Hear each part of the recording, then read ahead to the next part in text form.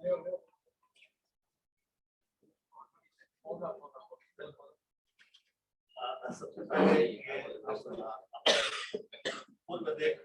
Request करेंगे कि हमारे आज के गेस्ट को ऑनर करें एक पुष्प देकर।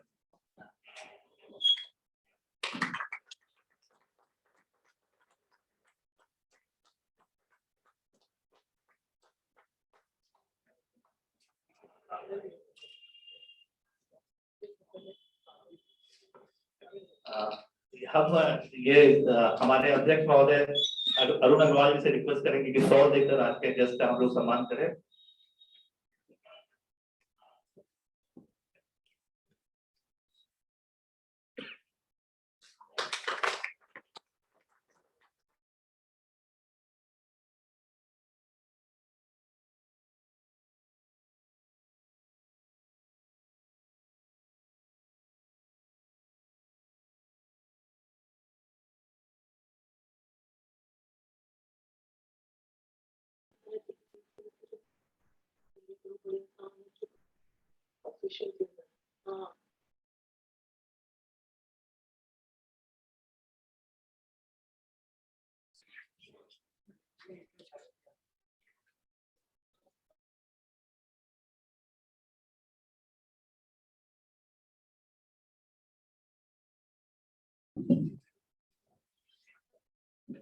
Thank you.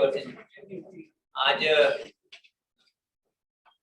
हमारे बीच बिहार के ही बहुत ही एंटरप्रेन्योर स्टार्टअप जिनको जो आप कहिए शशांक जी हैं हमारे बीच। इन्होंने बहुत कम समय में अपने हमारे दिखाया कि कैसे बिजनेस में हम लोग आगे बढ़ सकते हैं, बिहार के लोग। तो ये बहुत अच्छी बात है कि हम लोग यहाँ पर एक्टिविटीज तो है ही, हमारे जो कलीग हैं BIA के मेंबर्स हैं वो भी इनको सुनने के लिए आए हैं। तो हम लोग और कुछ नहीं करके आज इनसे इनकी बात सुने और फिर उनसे बात करेंगे और क्या किया जा सकता है। Thank you.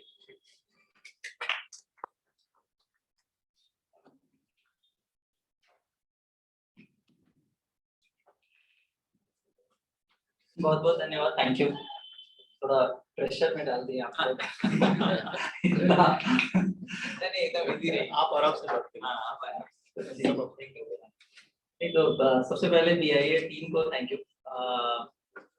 और थैंक यू इसलिए क्योंकि खुद एक फर्स्ट जनरेशन एंटरप्रेन्योर है और हमेशा अच्छा लगता है कि एंटरप्रेन्योरशिप के बारे में बातें करना या एंटरप्रेन्योर से इंटरेक्ट करना, क्योंकि आई एम श्योर हम सभी लोग इस पे अग्री करेंगे कि बीइंग एन एंटरप्रेन्योर हम सभी लोग हर नए दिन कुछ ना कुछ सीखते ही और सीखने का कोई एंड नहीं है और किससे सीखा जा सकता है इसकी कोई लिमिटेशन नहीं है। तो इस इंटेंशन से हमेशा अच्छा लगता है कि एंटरप्रेन्योरशिप की बातें करें और एंटरप्रेन्योर से बातचीत करें। तो इस चीज के लिए BIA टीम को थैंक यू कि एक अच्छा गेट टुगेदर ऑर्गेनाइज किया गया। आई थिंक खुद के बारे में क्या बताया जाए, मतलब बिहार से ही है और आई थिंक जो 80s बॉर्न बच्चों की जो कहानी होती थी कि जब आप चौथा पांचवा में पहुंचते थे तो लोग यहाँ से बाहर भेज देते थे पढ़ने के लिए, तो सभी के साथ हुआ होगा। तो वैसा ही मेरे साथ भी हुआ। जब 4th 5th पे थे तो बोर्डिंग स्कूल चले गए।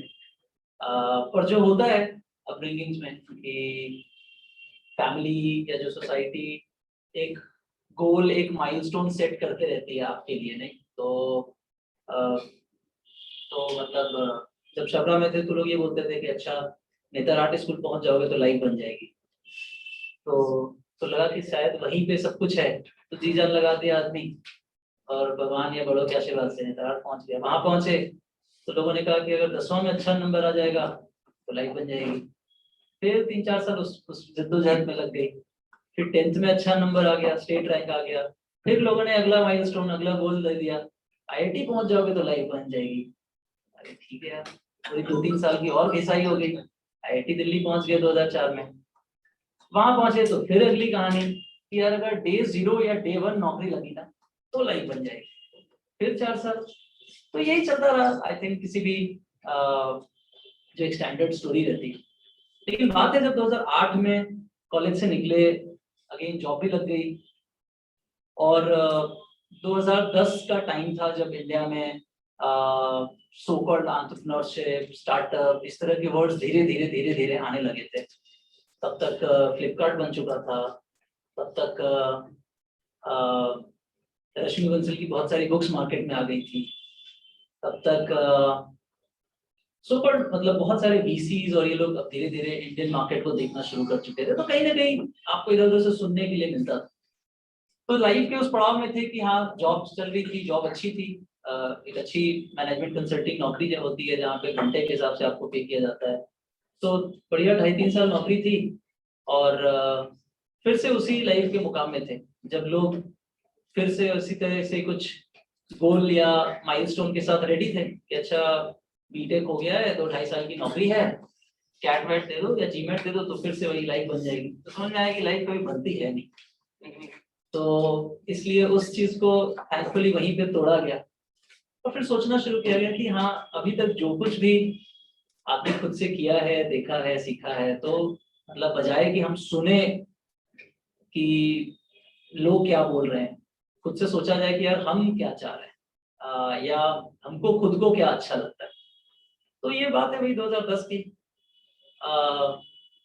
और ऑप्शन थे, करियर ऑप्शंस की, वहां से जीमेट देते, कैट देते, MBA करने के लिए जाते, बट थैंकफुली हाँ मतलब उस सो कॉल्ड मोनोटनी को मन नहीं माना, नहीं सुना। एंड फिर मतलब 2009 से सोचना शुरू की कि क्या करना चाहिए, क्या किया जा सकता है, अगर एंटरप्रेन्योरशिप एक ऐसी चीज है तो क्या इसको एक्सप्लोर करना चाहिए क्या, चूंकि बातें शुरू हो गई थी 2009-2010 तक। और समहाउ लगा कि नहीं यार ये एक ऐसी चीज है जो मेरे को अच्छा लग रहा है, मतलब इसलिए क्योंकि आप खुद बहुत वर्कहॉलिक हैं, जॉब में भी थे तो शनिवार रविवार छुट्टी रहती थी बट ऑफिस नहीं रहते थे, तो लगा कि यार दूसरों के लिए काम कर रहे हैं, लोगों को मेरा काम अच्छा लग रहा है तो खुद के लिए कर लें, जो आई थिंक सभी के साथ होता है, तो कोई नई कहानी नहीं है मतलब। लेकिन प्रोसेस इंपॉर्टेंट है। प्रोसेस इंपॉर्टेंट इसलिए है कि जब दिमाग में आया कि स्टार्टअप करना है तो फिर सोचना शुरू किया कि क्या करना चाहिए, आइडिया क्या होगा। और एक फार्मिंग बैकग्राउंड से आते थे, लोअर मिडिल क्लास फैमिली, जहाँ पे मतलब अगेन जो एक रिस्क लेने की जो एपेटाइट है वो आपके जहन में नहीं है, राइट। तो अगले पल में डर लगने लगता है, राइट, कि ऐसा कैसे होगा, आप जॉब छोड़ करके और कुछ अपना कर लेंगे क्या, ऐसा कैसे कर सकते हो, अरे तो। और वो भी बात 2009-2010 की है। तो प्रोसेस इंपॉर्टेंट है बिकॉज मेरे को ऐसा लगा कि शायद 1 साल का प्रोसेस बहुत इंपॉर्टेंट था। अपने आप पे बहुत मेहनत की, अपने आप पे तैयारी की है कि कैसे आप अपने खर्चे कम कर सकते हो, कैसे आपको जो भी है आगे के फ्यूचर प्लान्स पे वर्कआउट करना है, आइडिया क्या होगा। तो जो एक बात जो जो एक्चुअली जो कर पाए, और again to be very honest कुछ भी प्लान नहीं था, तो कहने वाली बात नहीं है कि हाँ हमने बड़े प्लान करके चला, ऐसा कुछ है नहीं। आई एम श्योर आप सभी लोग मानते हो कि हम लोग सोचते हैं गट फील पे और आगे बढ़ जाते हैं। हाँ बाद में जरूर बोलने के लिए कोई बोलेगा कि हाँ everything was plan, but actually में नथिंग वाज प्लान। तो बट हाँ आज के समय में अगर उसको सोचे तो वो एक्सपीरियंस जरूर बताना चाहेंगे कि 1 साल के प्रोसेस में व्हाट आई कुड डू कि I could speak to as many people as possible. और क्योंकि खुद के पास ऐसा कोई एक्सपीरियंस नहीं था और मालूम था कि शायद लाइक माइंडेड लोगों से बात करेंगे तो थोड़ा कॉन्फिडेंस मिलेगा। Why I am sharing, why I am emphasizing this? Because अगर हम में से यहाँ पर कोई भी बहुत ही अर्ली स्टेज एंटरप्रेन्योर है, तो जिस दिन दिमाग में लगे कि हाँ कुछ करना चाहिए, या even late stage mid stage जो भी हो, तो दिमाग में कुछ भी नया आइडिया, और ये एक चीज है जो हम आज भी करते हैं कि दिमाग में कुछ भी नया आइडिया आता है तो अगले ही मिनट से लोगों से बात करना शुरू करते हैं। तो होता कुछ नहीं है, एक खुद पे मॉरल ऑब्लिगेशन, मॉरल प्रेशर आने लगता है कि यार अब तो 10 लोगों से बात कर ली, अब तो करना पड़ जाएगा शायद। तो वही बात थी। तो 2009-2010 में यही किए, कोई वैसा इकोसिस्टम नहीं था जो जैसे हम लोग आज यहाँ पर बैठ पा रहे हैं, बात कर पा रहे हैं। तो ढूंढ करके, और जो उस टाइम पे जो वेटरन्स थे, तो अगेन पीपल लाइक मूर्ति सर या संजीव बिखचंदानी, ये जो लोग भी मिलते थे जो उस टाइम स्टार्टअप या इस तरह के लोग थे, या इवन बिजनेसमैन, तो उन लोगों से मिलना शुरू किए। दिल्ली में थे तो सैटरडे संडे चांदनी चौक, चावड़ी बाजार, जो बिल्कुल होलसेल मार्केट है, जो बिल्कुल इंडिया का बिजनेस हब है, वहां जाकर के टाइम स्पेंड करना शुरू किया, जस्ट टू अंडरस्टैंड कि लोग कैसे सोचते हैं, लोग कैसे काम करते हैं। लॉन्ग स्टोरी शॉर्ट, 1 साल का प्रोसेस लगा जब खुद को कॉन्फिडेंस लाया कि नहीं शायद I can take this plunge. और उसी 1 साल में फिर ये भी थॉट चलता था कि आइडिया क्या होगा। तो सोचना शुरू कर देते हैं कि क्या कर सकते हैं। कंसल्टिंग जॉब थी तो कुछ कंसल्टिंग से रिलेटेड किया जाए या कोई कुछ भी था। बट अगेन मतलब किसी ने कहा कि हाँ मतलब आइडिया ऐसा हो, किस आइडिया पे काम करना चाहिए, ये भी बड़ा स्टैंडर्ड क्वेश्चन होता है कि सही बिजनेस आइडिया क्या होगा। इन रियलिटी कोई भी बिजनेस आइडिया सही या गलत नहीं है। सारा बिजनेस आइडिया, सब सारे बिजनेस आइडिया में potential. It's all about execution, it's all about कि आपको कितना मजा आ रहा है। तो क्राइटेरिया ये बना कि वो कौन सा ऐसा आइडिया है जहां पर जितने भी पंगे आएंगे, जितनी भी दिक्कतें होंगी, लेकिन खुद को आप मोटिवेटेड रख सकोगे। ये रियलाइज आया कि समूह ऐसा लगा कि नहीं, वो आइडिया शायद मेरे को अच्छा लगेगा जहां पे हम कुछ लार्जर मास पे कुछ इम्पैक्ट क्रिएट कर सकते हैं। जो भी अपने लाइफ के छोटे बड़े एक्सपीरियंस थे, जहां पर आपने कभी 10 लोगों की मदद की, आपको खुद को अच्छा लगा। कॉलेज में शायद कुछ स्टूडेंट्स की आपने इंटर्नशिप में हेल्प करा दी, आपको अच्छा लगा। जो भी छोटे बड़े एक्सपीरियंस थे, बट उसके बेसिस पे probably I could draw this conclusion कि वैसा आइडिया जो पहला बहुत बड़ा हो, क्योंकि स्केल किसको अच्छा नहीं लगता, राइट? आपका बिजनेस, आपकी ऑर्गेनाइजेशन बहुत बड़े स्केल पे जाए तो किसको अच्छा नहीं लगता। तो पहला क्राइटेरिया ये है कि शायद वो चीज जो बहुत बड़ा हो सकता है वो मेरे को अच्छा लगेगा। और दूसरा, उस बड़ा होने के क्रम में आपके साथ अगर 1000 लाख लोग और बढ़े, किसी के लाइफ में आप इम्पैक्ट डाल सको तो अच्छा रहेगा। तो अब इस क्राइटेरिया पे सोचना शुरू करना का प्रोसेस शुरू हुआ। बहुत सारे उल्टे पुल्टे आइडियाज है, कभी ऑटो रिक्शा वालों को एग्रीगेट करने का, कभी हेल्थ वर्कर्स का, कभी बहुत सारे, बट सब इन्हीं क्राइटेरियाज के अराउंड। And then finally it boiled down to agriculture, जहाँ पे अगर हम कनेक्ट द डॉट वाली चीज देखें तो लगता है, क्योंकि मेरी जॉब सप्लाई चेन कंसल्टिंग से रिलेटेड थी। जॉब के दौरान मतलब I got chance to work with companies like PepsiCo, Unilevers, Britannia, Mother Dairy. So effectively क्या ये फूड चेन का एक हिस्सा हो गया ना। और अपनी जो शुरुआती दिनों की अपब्रिंगिंग थी वो तो गांव की थी, तो वो एक तरीके से फार्मिंग वाली तो थोड़ा बहुत एक्सपोजर वहां भी था। तो somehow it boiled down to agriculture, जो इस क्राइटेरिया में फिट बैठा कि साइज तो बहुत बड़ा है। इंडिया में देखे तो यहाँ की जीडीपी का 14-15% एग्रीकल्चर है। इंडिया में 140 मिलियन किसान हैं, $350 बिलियन का मार्केट है। और लगा कि अगर कुछ फार्मर सेंट्रिक मॉडल अगर कभी बन पाएगा तो खुद को अच्छा लगेगा। तो दोनों क्राइटेरिया हुआ। तो ये प्रोसेस था जो कह सकते हैं कि प्री इंसेप्शन वाला प्रोसेस था। And why I shared, because ये प्रोसेस मेरे लिए बड़ा इंपॉर्टेंट था। बिकॉज उस एक साल में शायद मेरा माइंडसेट चेंज हुआ, जो एक एम्प्लॉई वाला माइंडसेट और जो एक एंटरप्रेन्योर वाला माइंडसेट होता है। और ये इसलिए इम्पोर्टेंट था क्योंकि 2010 10 सितंबर को मतलब I finally resign, I came back to Bihar. इत्तेफाक की बात है कि बीआईए में बातें हो रही हैं, आप विश्वास करेंगे कि 10 सितंबर को आए थे और कोइंसिडेंस ये 10 सितंबर को ही शायद बीआईए का एक प्रोग्राम था बीआईटी मिस्टा, जहां पर उस वक्त के प्रेसिडेंट केसरी जी थे, एक दो और लोग थे। तो एकदम आए और उसी दिन सेकंड हाफ में मिलने का मौका मिला। तो अगेन इत्तेफाक है, कहीं ना कहीं डायरेक्टली इनडायरेक्टली जर्नी के पार्ट ही हैं हम लोग। बट उसके बाद से ये था कि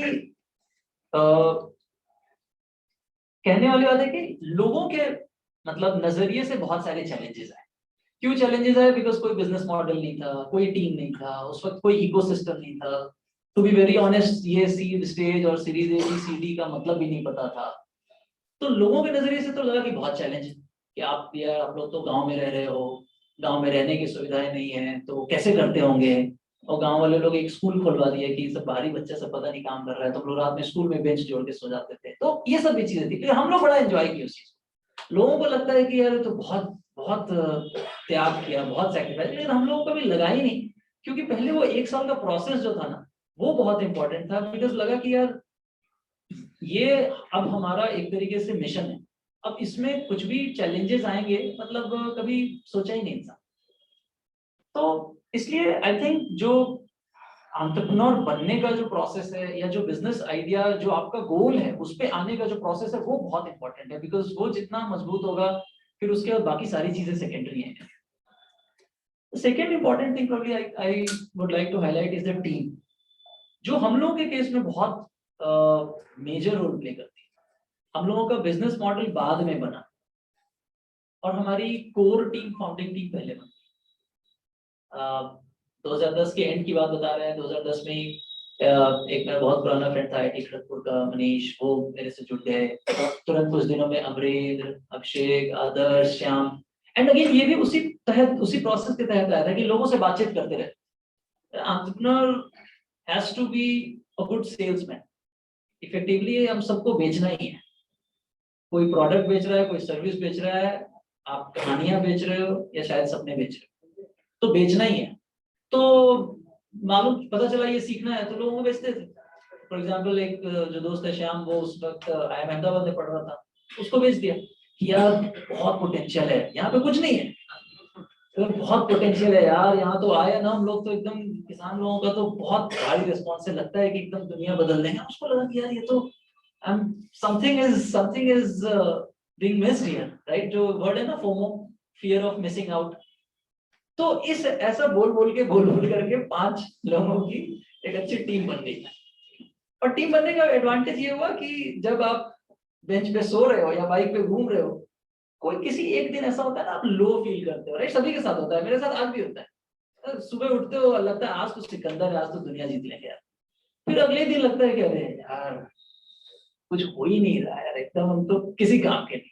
तो सभी के साथ होता है। तो उस टाइम पे ये होता था कि अच्छा ये लो है तो वो हाई होता था, वो लो है तो वो हाई होता था। तो ऐसे 5-6 लोग थे, मस्त लाइफ हम लोग जीते थे यार एकदम। एकदम ढाबे पे खाना खा रहे हैं, बाइक पे रोज 200 किलोमीटर इधर। उस वक्त हमारे पास पटना में भी ऑफिस नहीं था। क्यों हम हाईलाइट कर रहे हैं? बिकॉज वो बहुत इंपॉर्टेंट था, क्योंकि मॉडल बाद में बना, टीम पहले बन गई। 2011, 12, 13 कुछ हम लोग करते रहते थे। फिर जाकर के आई थिंक 2013 तक जाकर के एक समझ में आया कि एक्चुअल बिजनेस मॉडल क्या हो सकता है। और वो इसलिए आया क्योंकि तब तक आपको रियलिटी पता चली कि ग्राउंड लेवल रियलिटी क्या है। तब तक तो चीजें हवा में थी कि अच्छा हम किसानों से खरीदेंगे और जाके बेटर मार्केट में बेच देंगे, तो बड़ा अच्छा मॉडल है। जब ग्राउंड लेवल पे पहुंचे तो पता चला कि एक गांव में 10 किसान एक ही क्रॉप की 6 अलग वेरायटी 4 अलग तरीके से उगा रहा है, आप एग्रीगेट कैसे करोगे? तो रियलिटी पता चली। बट समहाउ 2 साल 3 साल में हम लोगों का बिजनेस मॉडल बना। तो ये एक फेज तो ये था कि आइडिया का बिजनेस मॉडल में कन्वर्जन और एक फाउंडिंग टीम का बनना। दूसरा फेज था 2013 से लेकर के 2016-17 का, मान लीजिए कि बिजनेस प्लान तो बन गया, बट बिजनेस प्लान अब एक सेलेबल बिजनेस प्लान है कि नहीं, या फिर उसका वैल्यू प्रोपोजिशन है कि नहीं। तो अब उसमें भी जो चैलेंजेस होते हैं, आई थिंक मेजॉरिटी मींस आप में से कुछ ऐसे लोग होंगे जो इस स्टेज में होंगे कि बिजनेस प्लान बना हुआ है लेकिन शायद कस्टमर नहीं जुड़ रहे, या शायद बैंकर नहीं जुड़ रहा, शायद इन्वेस्टर नहीं आ रहे, राइट? और चीजें जो चल रही है। तो वो 2013 से 2016 तक का था। कुछ एक फॉर एग्जाम्पल अगर जैसे वर्किंग कैपिटल ही अगर देख लें, बिकॉज अगेन हम लोग के बिजनेस में जहाँ हम लोगों को फार्मर से चीजें खरीदनी होती हैं, उसका वैल्यू एडिशन करना होता है, मार्केट में सेल करना होता है, तो वर्किंग कैपिटल बड़ी रिक्वायरमेंट थी। बिकॉज फार्मर्स को आप चाहोगे कि हाथ के हाथ पैसे दे दो, अदरवाइज फिर बाकी बिचौलियों से आप अलग नहीं है जो उनको पैसे 5 दिन 7 दिन या 15 या किसी भी अनडिफाइंड तरीके से दे रहे हैं। तो वहां पे कोई एसेट नहीं, कोई कोलैटरल नहीं, घर वाले ने बेदखल नहीं किया, यही बहुत बड़ी बात थी। तो कुछ था भी नहीं, तो कहाँ से लाएं भाई लोन? बैलेंस शीट नहीं, क्योंकि बस अभी आइडिया जो था वो स्केल अप हुआ ही नहीं था। तो बस वही लोगों से मिलते रहे, लोगों से बातचीत करते रहे। और मतलब हम लोगों ने पहला लोन जो उठाया था, आप विश्वास नहीं करेंगे, वो 28% का, 28% पे ब्याज उठाया। हो सकता है आप लोगों को लगे कि अरे यार वो एनबीएफसी है, वो 18% ले रहा है, वो 20% ले रहा है, पर उन्होंने 28% पे ब्याज उठाया। लेकिन ये मालूम था कि उस 28% को 1 महीने में मैं 4 बार घुमा सकता हूँ। 3 महीने का हमारा सीजन था, बिकॉज एग्रीकल्चर में कई बार सीजन होता है, राइट? तो आपने एक तरीके से 3 महीने में आपने उसको 12 बार आपने घुमा दिया। अगर आप उस एक साइकिल में अगर आप 2% भी अगर आप मार्जिन बना रहे हो, राइट, तो आपने 3 महीने में आपने 24% कमाया, राइट? जो एनुअलाइज तरीके से एक तरीके से बहुत ज्यादा है। तो उसके उसको तो 28/4 कर दो तो 7% तो देना है ना, तो 7% दे दिया, ठीक है कोई बात नहीं। लेकिन इसी बहाने बैलेंस शीट तो बनी। फिर उस बैलेंस शीट को लेकर के एक बैंक के पास पहुंच गए कि साहब अब तुम्हारा बैलेंस शीट बन गया, आप कुछ कर सकते हैं क्या? बहुत लोगों से मिले, बहुत लोगों से बात किए, फिर उसी में से कोई सब्जेक्ट टकरा गए। वो बेचारे थोड़े इमोशनल हो गए। उन्होंने बोला यार हम भी आईआईटी दिए थे, मेरा आईआईटी हुआ नहीं था। तो अब उनको लगा कि यार तुम लोग यार 4 IIT 5 IIT की लड़कियों हो, काम कर रहे हो, सबकी इतनी सैलरी होती, तो मतलब चोरी करना ही होगा तो यार 30 लाख रुपए लेके तो नहीं भागोगे। लॉजिक था, बात सही थी यार, अगर बेईमानी करनी होती यार 30 लाख रुपए की तो मैं नहीं करता। पर बोला कुछ तो होगा, तो मेरे पास 3-4 लाख की FD थी। मैंने बोला सर जो है सो यही है, लेकिन बैलेंस शीट बन गई थी, तो उस हिसाब से हम लोगों का पहला CC हुआ। But all I want to say कि इस हिसाब से चीजें जो एक वैल्यू, मतलब एक जो फूड चेन होता है ना, कि अच्छा इसको लिया, फिर इससे किया, फिर इससे बनाया, मतलब जब आप जिसके हिसाब से थे, अगर कहना ये है कि यार अगर मेरा वो साइज ही नहीं है, जो मतलब ओवरऑल स्केल ही नहीं है, जो शायद किसी भी वेंचर कैपिटल इन्वेस्टर को एक्साइट कर सकता है, तो वहां जाकर के हम कितना भी अच्छा बिजनेस प्लान बनाएंगे उसको नहीं समझते, राइट? बिकॉज लोगों को एक एविडेंस चाहिए होता है। और मूल बात ये है कि यार उस टाइम तक तो ये सब चीजें थी भी नहीं। मैं 2000 अगर 14 15 16 की बातें करता हूँ, तो आज फिर भी सीड स्टेज में फंडिंग होती है, उस टाइम तो ये सब था भी नहीं।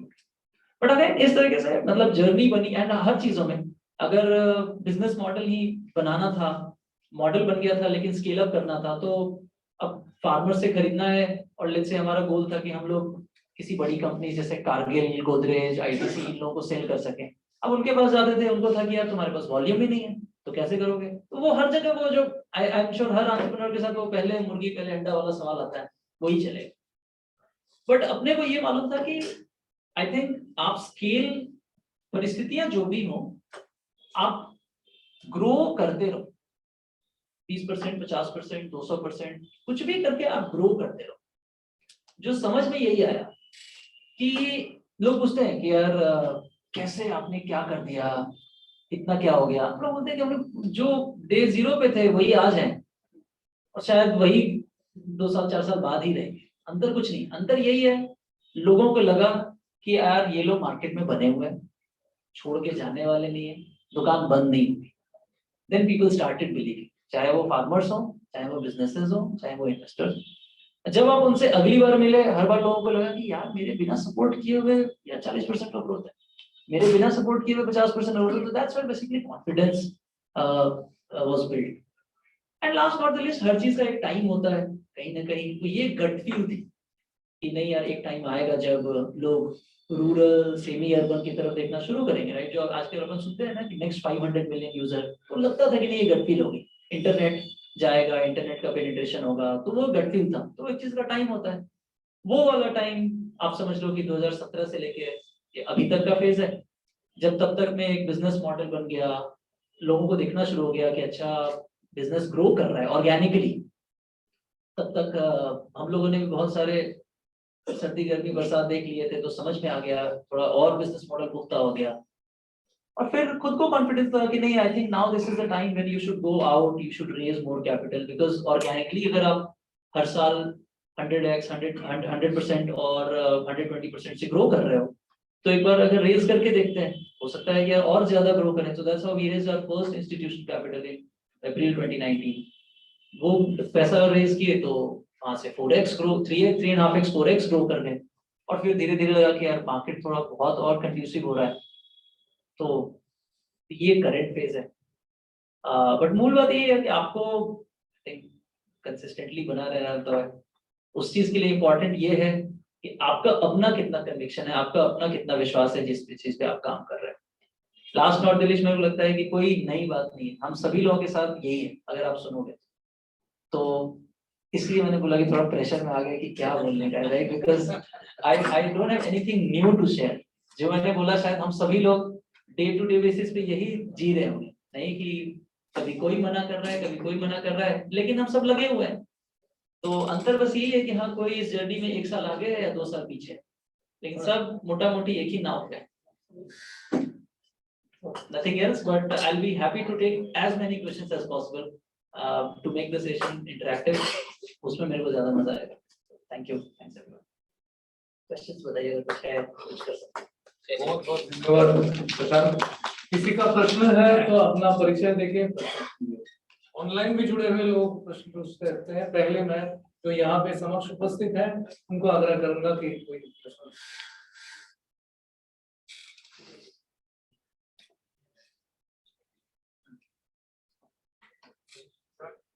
एटलीस्ट 20% पहला टैप हो गया ना कि इक्विटी परचेज दीजिए फिर Myself, Abhijit Singh. I'm an aspiring entrepreneur. वो इक्विटी डेट जो 2013 से 16 का प्रोसेस था ना, उसमें हम लोगों ने बहुत सारे डेट किए, short term debt, long term debt, मतलब 90 दिन 45 दिन अपने बिजनेस की रिक्वायरमेंट को समझते हुए, साल भर 3 साल, बहुत सारे डेट लिए। उस टाइम तक हम लोगों ने मात्र 1 करोड़ की इक्विटी रेज की, और रियलिटी ये थी बिकॉज खुद को ही नहीं मालूम था कि मतलब एग्जैक्ट प्रोजेक्शन क्या होने वाला है या क्या किस तरीके से स्केल अप होगा। उन 3-4 सालों में समझ में आया कि अच्छा हाँ शायद यूनिट इकोनॉमिक्स ठीक हो गई है, तो देन मतलब तो 2019 वाला वो equity. Thank you sir. Hello sir, मेरा नाम अभिषेक कुमार जनता ग्रुप से है। मेरा क्वेश्चन है कि जैसे अभी हमको फिलहाल वहीं की फंडिंग मिला 45 लाख का, ठीक है, लेकिन इस समझ में नहीं आता है कि इन्वेस्टर को कितना देना चाहिए शेयर, तो हमने रेंडमली बोल दिया 20%। तो ये मतलब ये कैसे डिसाइड होता है, क्योंकि ये लगता है कि कभी तो मतलब कि 5 लाख रुपया भी जब देखे नहीं और वो 45 लाख दे रहा है, तो क्या जाता है देने में? एकदम सही बात। तो एक चीज है कि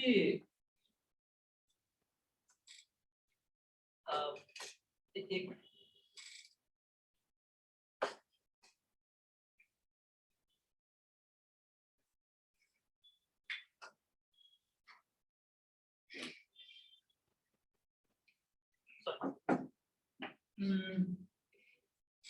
अगर मतलब सारांश बताएं तो सप्लाई डिमांड है बेसिकली। आमतौर पे जब भी लोग टिपिकली जो इन्वेस्टर्स होते हैं वो पैसे डालते हैं, तो उनको क्या लगता है कि आपकी कंपनी में एक साइजेबल स्टेक लें, इसलिए नहीं कि उनको कंपनी चलानी है, इसलिए कि वो अपने आप को सेफगार्ड करना चाहते हैं। तो साइजेबल स्टेक क्या हो सकता है? साइजेबल स्टेक 75%, 50%, 25%, 10%, ये सब साइजेबल होते हैं क्योंकि इन नंबर्स पे अलग अलग राइट्स या सारी चीजें मिलते हैं। स्वाभाविक है कि अगर कोई 50 या 75% ले लेगा तो उसके बाद एंटरप्रेन्योर के लिए कोई इंसेंटिव ही नहीं बचेगा। हो सकता है उसको लगे कि यार मैं तो बड़ा कम हो गया हूँ। तो आमतौर पे लोग मोटा मोटी 10 से 25% के बीच में झूलते हैं, ठीक है। तो ये आपको ये बेसिक है। अब ये 10 से 25 का जो सफर है ये सब सप्लाई चेन सप्लाई डिमांड है। अगर आपको, और supply demand in the sense कि अगर लेट्स से जो 45 लाख आपने बोला और आपने बोला 45 लाख मेरे को 20%, और अगर उसको लगता है कि नहीं यार मैं 45 लाख पे कहीं और डाल सकता हूँ और वहां पे मेरे को 25% मिले, तो शायद हो सकता है कि वो वहां सोचे। और अज्यूमिंग कि दोनों कंपनी में सेम पोटेंशियल है ना। सिमिलरली हो सकता है कि अगर आपके पास यही एक की जगह पे 3 ऑप्शन होते तो आप किसी को बोलते कि मैं 15% दूं, यही होता है। नहीं, तो मूल बात सप्लाई डिमांड और नेगोशिएशन है। लॉजिक के मामले में ये होता है कि अब थोड़ा सा मतलब अगर मैथ्स के टर्म्स में कहा जाए तो अलग अलग मॉडल है, डिस्काउंटेड कैश फ्लो और ये सब मॉडल होता है, राइट। तो लोग आपके 3 साल 5 साल का प्रोजेक्शन देखते हैं और उसके बेसिस पर ये कैलकुलेशन होती है। लेकिन अगर उतने कॉम्प्लेक्स तरीके से नहीं बताया जाए तो मूल है कि 10 से 25% के बीच में लोग एक्सपेक्ट करते हैं और लोग जोड़ लेते हैं। जैसे कि अच्छा ये बिजनेस अगर 100 रुपए का बिजनेस कर रही है, ये कंपनी 100 रुपए का बिजनेस कर रही है, तो रेवेन्यू के बेसिस पे भी तो स्टार्टअप्स प्रॉफिटेबल तो होते नहीं है ना, पैट लेवल पे या एबिटा लेवल पे लॉस होता है। तो लोग रेवेन्यू को एक मल्टीप्लायर ले लेते हैं कि अच्छा 100 रुपए का धंधा कर रहा है, या मान लो अगर कंटेंट बिजनेस है जहां पर रेवेन्यू नहीं है लेकिन यूजर बेस इतना है तो इतना रेवेन्यू रियलाइजेशन हो जाएगा। उसको एक लोग बेंचमार्क बनाते जरूर है, लेकिन जो स्वीट स्पॉट बोला जाए, जो प्रेफरेंस होती है वो 10 से 25% के बीच में हर राउंड में। तो इवन मतलब अगला राउंड आप 45 लाख के बाद अगर 45 करोड़ भी जब रेज करने जाएंगे तो, और अगेन हम लोग कोई देखे नहीं इतना पैसा कभी पहले, तो भी ये 10 से 25% ही रहेगा। इस चीज को ध्यान रखने का। नहीं, मेरे को लगा कि हो सकता है कि अगर 10 करोड़ आए तो मेरा पूरा शेयर ही ले लेगा, तो मेरे पास बचेगा क्या? करेक्ट। तो वही है, आप किसी इन्वेस्टर को लाते हैं, आपकी जो कंपनी है उसको इस लेवल पे लेके जाते हैं, फिर और किसी को लाते हैं और फिर धीरे धीरे जो पाई आपकी होती है वो बड़ी होती है। Sir my name is Nafees Ahmed from Capstone Wealth. और मेरा ये क्वेश्चन है कि बिचौलियों के बीच में अपनी आइडेंटिटी क्रिएट करने के लिए आप लोगों को क्या चैलेंजेस फेस करने पड़े और क्या चीज आपको सबसे ज्यादा वहाँ इंस्पायर की कि आप अपनी आइडेंटिटी किसानों के बीच में बिचौलियों के एक से एक अलग बना पाए? क्या चैलेंजेस थे और कैसे उसको सॉर्ट आउट किया? तो पहली बात है कि बिचौलिया होना कुछ गलत नहीं है, बट दूसरा ये है कि जो हम लोगों ने जिस हिसाब से इस सेक्टर को देखा कि वो ये है कि there is a lack of transparency and lack of transparency in the sense कि आपसे किसी रेट पर खरीदा जा रहा है, किसी रेट पर बेचा जा रहा है, आपको पता ही नहीं है एक तरीके से ना। तो ये मेन प्रॉब्लम था, बिचौलियों या जो भी वो अलग बात। बट जो चैलेंजेस थे वो यही था कि जो हम लोगों का जो सेक्टर था या है, ये कोई नया सेक्टर नहीं था, नहीं मतलब food delivery is a new sector और जहाँ पे आप कैटेगरी क्रिएटर हो, ई कॉमर्स एक नया बिजनेस ही इवॉल्व हो, बट एग्रीकल्चर इज समथिंग जो सालों से चला आ रहा है। तो हमारे लिए चैलेंज ये हो रहा था बिकॉज अगर चला आ रहा है तो हर कोई किसी न किसी से अटैच्ड है, एसोसिएटेड है, तो उस इनर्शिया को ब्रेक करना, उनके जो भी उनके पुराने रिलेशनशिप चले आ रहे हैं उसको बेसिकली तोड़ना, नया रिलेशनशिप एस्टैब्लिश करना, वो चैलेंज था। तो I think it was all about trust, right? I mean for example जैसे अगेन एग्जांपल अर्ली डेज की बात बता रहे हैं, तो हमारा मॉडल क्या है कि हम लोग फार्मर्स को पूरा एक वन स्टॉप सॉल्यूशन देते हैं, बोलते हैं कि आप इनपुट भी लो, एडवाइजरी भी लो, अब हम लोगों ने फाइनेंसिंग भी ऐड कर दिया, इंश्योरेंस भी ऐड कर दिया, और बोलते हैं कि बाजार के लिए आपको चिंता नहीं करनी और कुछ भी उनके लिए कुछ बंधा हुआ नहीं, ये उनके ऊपर है। आपको लगता है मेरे से कोई बेटर मार्केट मिलेगा तो आप वहां बेच दें, कोई ऐसी बात नहीं। तो हम लोग मतलब वीट गेहूं खरीदने का काम कर रहे थे और इसी तरीके से जुगाड़ लगा करके हम लोगों ने ब्रिटानिया में कांटेक्ट निकाल लिया था। तो खुद में अपने में बहुत चौड़े में थे कि अब तो किसान से खरीदेंगे, ब्रिटानिया को बेचेंगे। फिर एक दिन एक किसान आए, बोले कि आप लोग काम तो बहुत मेहनत किए हैं, अच्छा बीज दिए, बड़ा अच्छा उपज, बहुत अच्छा है, अच्छी ट्रेनिंग दी है, लेकिन आपसे बेहतर रेट जो है वो बगल वाला जो एक ट्रेडर है वो दे रहा है। तो समझ में नहीं आया कि थ्योरेटिकल तो भाई पॉसिबल कैसे, आप फार्मर से ले रहे हो, ब्रिटानिया को सेल कर रहे हो, कैसे पॉसिबल है? फिर हम लोगों ने बोला ठीक है, आपको अच्छा रेट दे रहा है, आप लेके बेच दो। लेकिन हम लोगों ने समझने की कोशिश की कि क्या कर रहा है। तो अब आप जो भी उनकी उपज है उसको एक इलेक्ट्रॉनिक वेट बैलेंस पे रख के 0.2 डिजिट का वजन ले रहे हो, रसीद दे रहे हो, राइट? अगले ने 5-10 लीटर रखा और वजन हो गया, राइट? आप बोल रहे हो कि भाई आपको हम पेमेंट अगले दिन देंगे, अगला बोलता है कि अच्छा ठीक है मैं पैसा 15 दिन बाद दे देंगे। तो समझ में आया कि इस तरह के बहुत सारे ट्रेड सीक्रेट्स थे जो इंडिविजुअल ड्रिवन थे। तो जो चैलेंज था वो यही था कि जो मैंने बोला ना कि तो इतने साल लगे और मतलब वो यही थी, मतलब वो इन्हीं सब और ऐसी बहुत सारी चीजें जो इंडिविजुअल लेड बिजनेसेस रहे और जो मतलब एक तरीके से टेम्पलेटाइज नहीं है। प्राइस डिस्कवरी क्या होगा किसी को पता ही नहीं, वो कैसे प्राइसिंग होगी, क्या हो रहा है। तो वो चैलेंज था। धीरे धीरे लोगों को समझ में आने लगा कि नहीं यार ये एक मॉडल है जहाँ पे चीजें बड़ी ट्रांसपेरेंट है कि अच्छा ये भाव है और ये रेट है, ये सभी के लिए रेट है। ऐसा नहीं है कि आप किसी एक दुकान पे जा रहे हो और same product, same SKU, same date पे 3 अलग फार्मर को 3 अलग अलग रेट पर बिक रहा है। तो वो सारी चीजें नहीं थी। तो ये I think this is something which brought trust, but more importantly एक छत के नीचे इतनी सारी चीजें लोगों ने नहीं देखी थी पहले।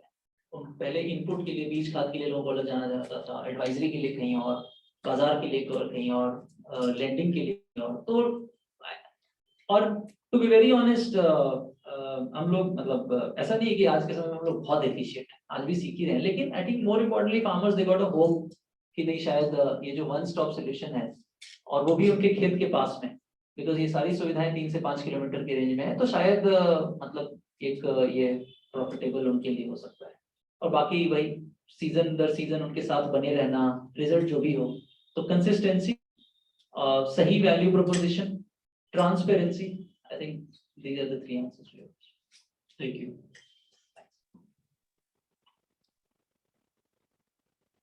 Good evening, everyone. शाजिया गैसर फ्रॉम रिवाइवल। हाय साजिया, कैसी हैं? मैं बढ़िया। बहुत अच्छा लग रहा है सब लोगों को एक साथ देखकर आफ्टर कोविड, और बहुत बहुत मुबारक हो आपको आपके 4th फंडिंग के लिए। आपको देख के हम लोगों का भी हौसला बहुत बढ़ जाता है। और ये जो सारा कन्वर्सेशन हमने सुना, इससे और भी हमारा क्लियर हो गया जो विजन था कि हमारा ट्रैक सही है, हम जो सोच रहे हैं वो सही सोच रहे हैं। तो बहुत बहुत शुक्रिया और बहुत बहुत मुबारक। Thank you. नहीं, बहुत बहुत धन्यवाद साजिया। और जैसा मतलब मैंने पहले ही बोला कि हम सभी लोग एक दूसरे को इंस्पायर ही कर रहे हैं। तो आप भी इतने सालों से लगे हुए हो इन a way. Again you have ये जो आपने वर्ड बोला ना, ऑर्गेनिक, जो आपका इंक्रीजमेंट होता है साल दर साल, तो ये सही, इससे और ज्यादा कॉन्फिडेंस भी बढ़ता है। फिर समझ में आता है कि आगे का नेक्स्ट डिसीजन हमें कैसे और किस ट्रैक पे चलना है। तो जी जी बिल्कुल।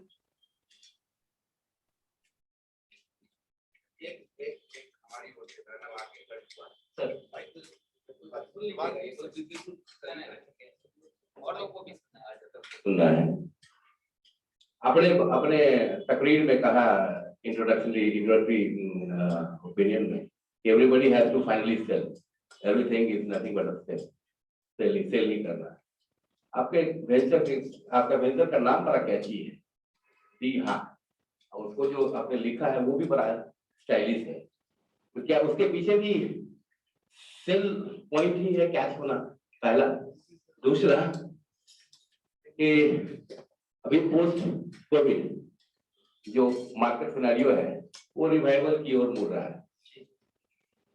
आपके ओपिनियन में, because you are young entrepreneur, you are seeing things differently from your angle compared to the others or the old one.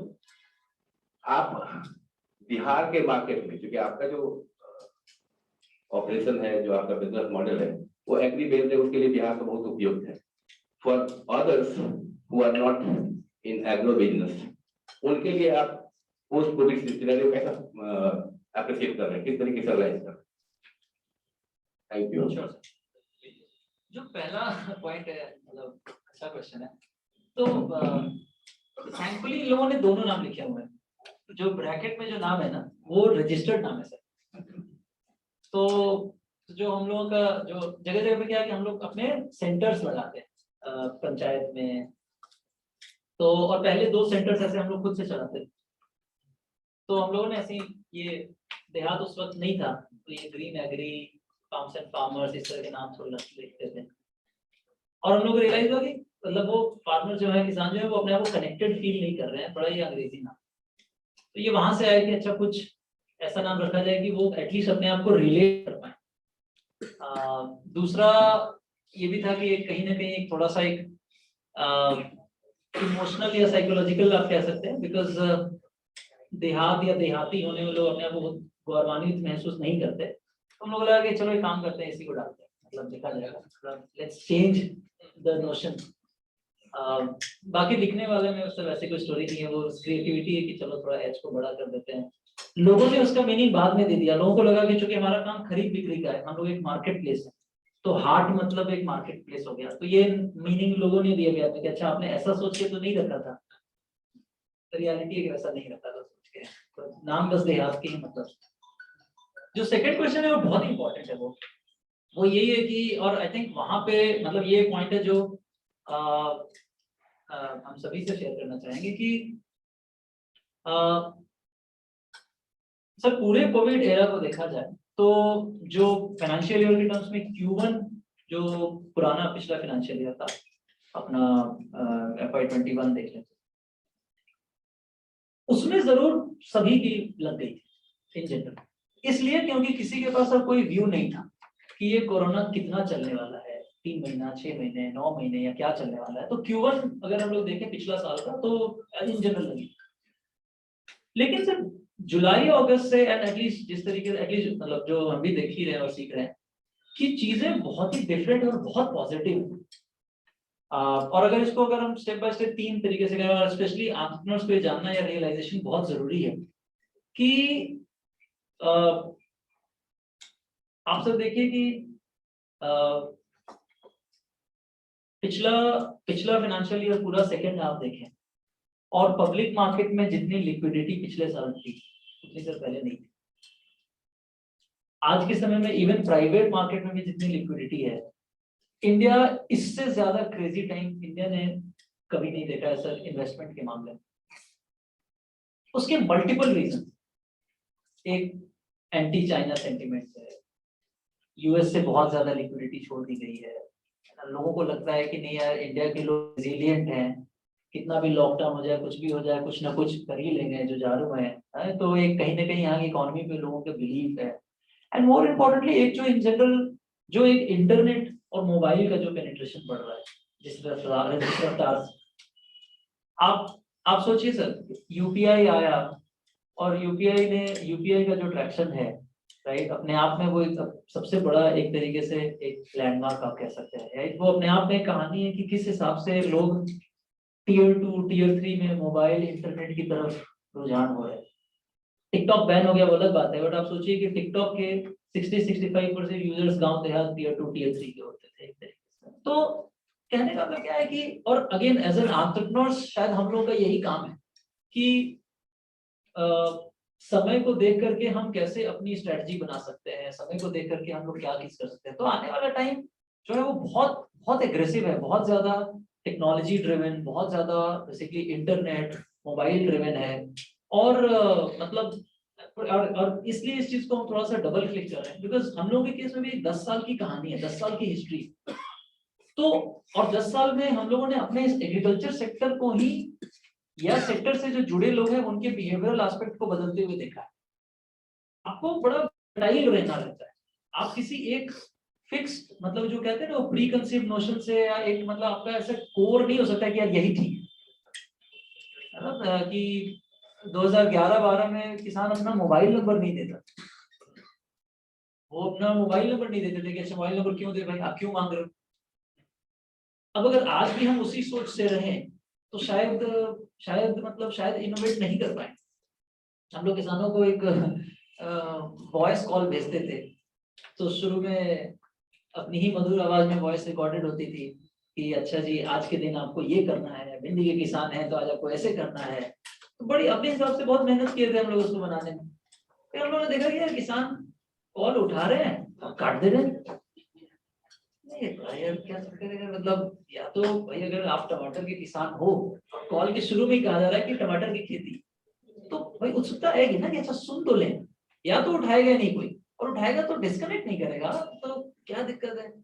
बाद में समझ में आया कि मेल वॉइस सुन के लोग डिस्कनेक्ट कर दे रहे हैं, राइट? क्योंकि किसान के खेत में मोबाइल उसके घर में है, या अगर जो फीमेल मेंबर्स हैं उन्होंने अगर उठाया तो उनको लगता है पता नहीं कौन बोल रहा है, काट दे। तो सवाल है कि ऐसी हजारों चीजें, लेकिन ये हर चीज आज के समय में हर अगले दिन चेंज हो रही।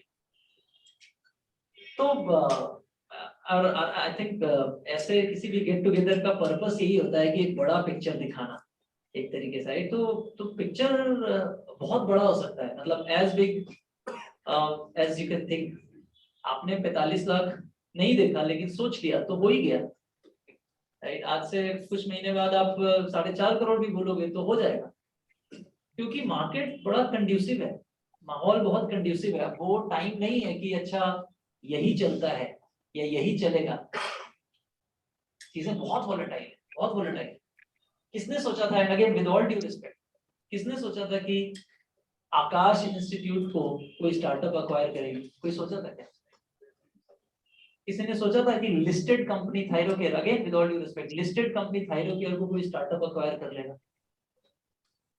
किसी ने सोचा था परसों नाइका का आईपीओ? किसी ने सोचा कि 13 बिलियन का आईपीओ हो सकता है?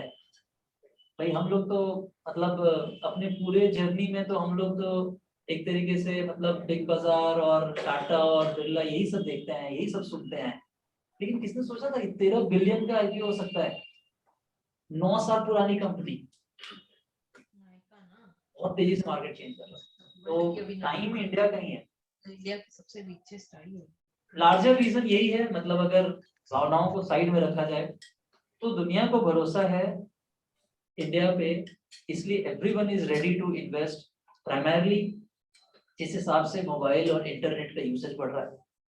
सेकेंडली, जिस हिसाब से जो परसेंटेज पॉपुलेशन है वो हमारा यूथ है, और अगर इंडिया में भी बिहार देखे, राइट, बिहार का यूथ पॉपुलेशन जो है वो नेशनल एवरेज से भी ज्यादा है, तो लोगों को लग रहा है कि यूथ है, इंटरनेट बढ़ रहा है, मोबाइल बढ़ रहा है, तो कुछ तो करेंगे ये लोग, और ऑब्वियसली चीजें developing. And last not the list, तो इस हिसाब से सर मैं तो कोविड को मतलब I know we all have a bad story to share because of Covid and specially what happened in April और May this year, but again keeping that part aside, तो Covid is a blessing in disguise from business point of view. एक मेरी उत्सुकता है, आपने एक बड़ी interesting कहानी कही कि हम IIT के देश से, तो हर एक सपने देखना कोई खराब बात नहीं है, अच्छी बात है। और सपने इंटरप्रेन्योर्स को देखने का पहला वो बेसिक क्राइटेरिया। तो आपके जो स्टोरी में ट्विस्ट आए, तो क्या प्लान्ड सपने देखे या डे टू डे चेंजेस हो गए उस सपनों में, और उसके साथ ब्रेनस्टॉर्मिंग हुई, कैसे इनोवेशन हुए, कैसे आपकी गैप एरिया में आए, ट्रस्ट बिल्ड किया, बहुत अच्छी बात है, बेसिक। और आपने मार्केट के गैप को असेस किया, उस सपनों की कहानी बताइए ना, कि वो सपने कैसे बिल्ड किए आपके, जो IIT या इवन माँ बाप ने जैसे भेज दिया स्कूल से, ये हर दिन सपने देखते हैं, तो खुली आंखों से सपने आपने क्या देखे और क्या वेरिएशन हुए, और फिर वो बाजार में जब गए उन सपनों को आपको कितना फुलफिल हुआ, हाउ इट वेरी, ये कहानी में आपसे सुनना था। बहुत टाइम लग जाएगा सर तो नहीं, आई थिंक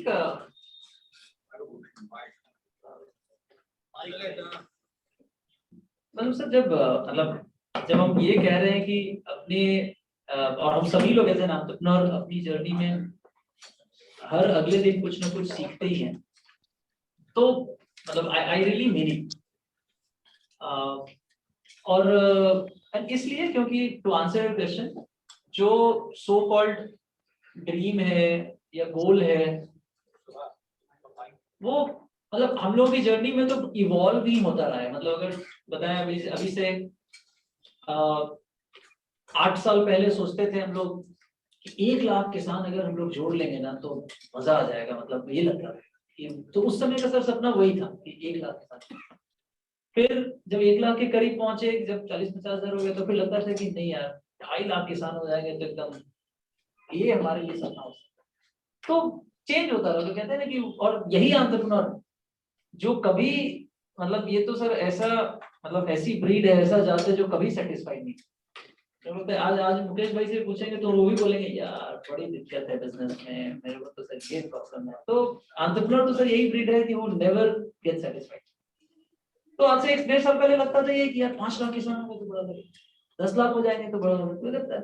आज के डेट में पूछेंगे तो लगता है कि नहीं, अगर मतलब 1 करोड़ किसान नहीं किया तो क्या किया, 3 करोड़ नहीं किया तो क्या किया।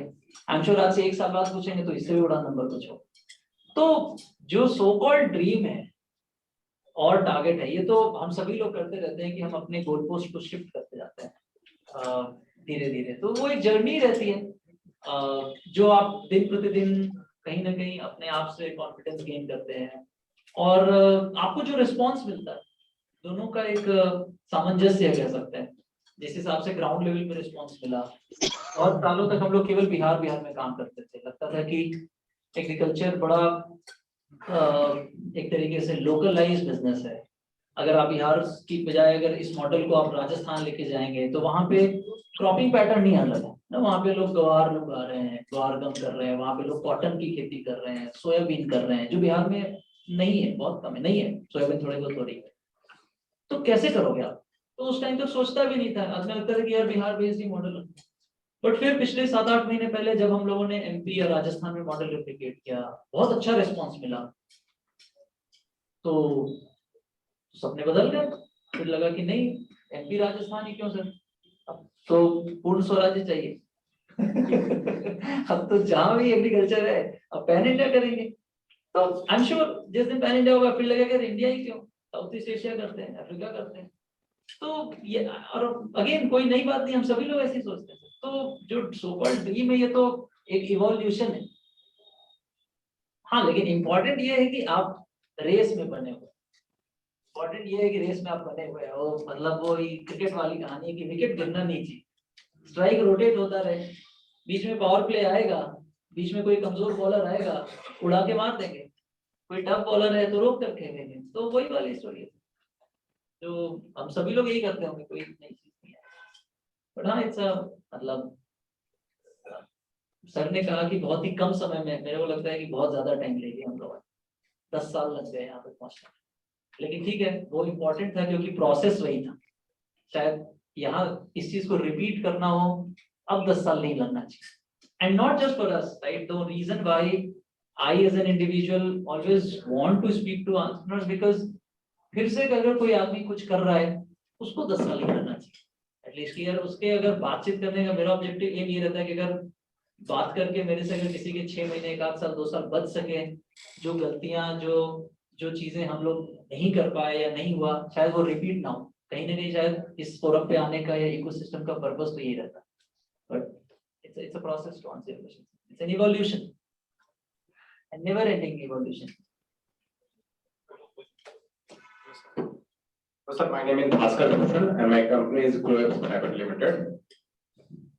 And my question is sir, आपको कब सर ऐसा लगा कि मैं श्योरली सक्सेस कर जाऊंगा, या शुरू से या फिर मिडिल में या फिर सक्सेस होने के बाद?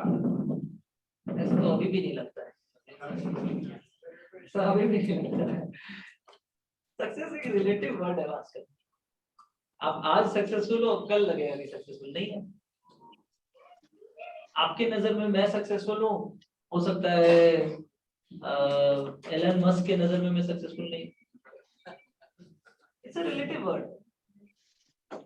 बट हाँ, to answer your question, regardless of that, आज से 10 साल 15 साल बाद भी आप मेरे को यही करते हुए पाओगे जो 10 साल पहले हम लोग कर रहे थे। शुरुआत के फर्स्ट ईयर या थर्ड ईयर में आपको कुछ कभी ऐसा लगा कि शायद मैं ना कर पाऊं या फिर मैं श्योरली कर पाऊंगा, ऐसा कभी फीलिंग आया?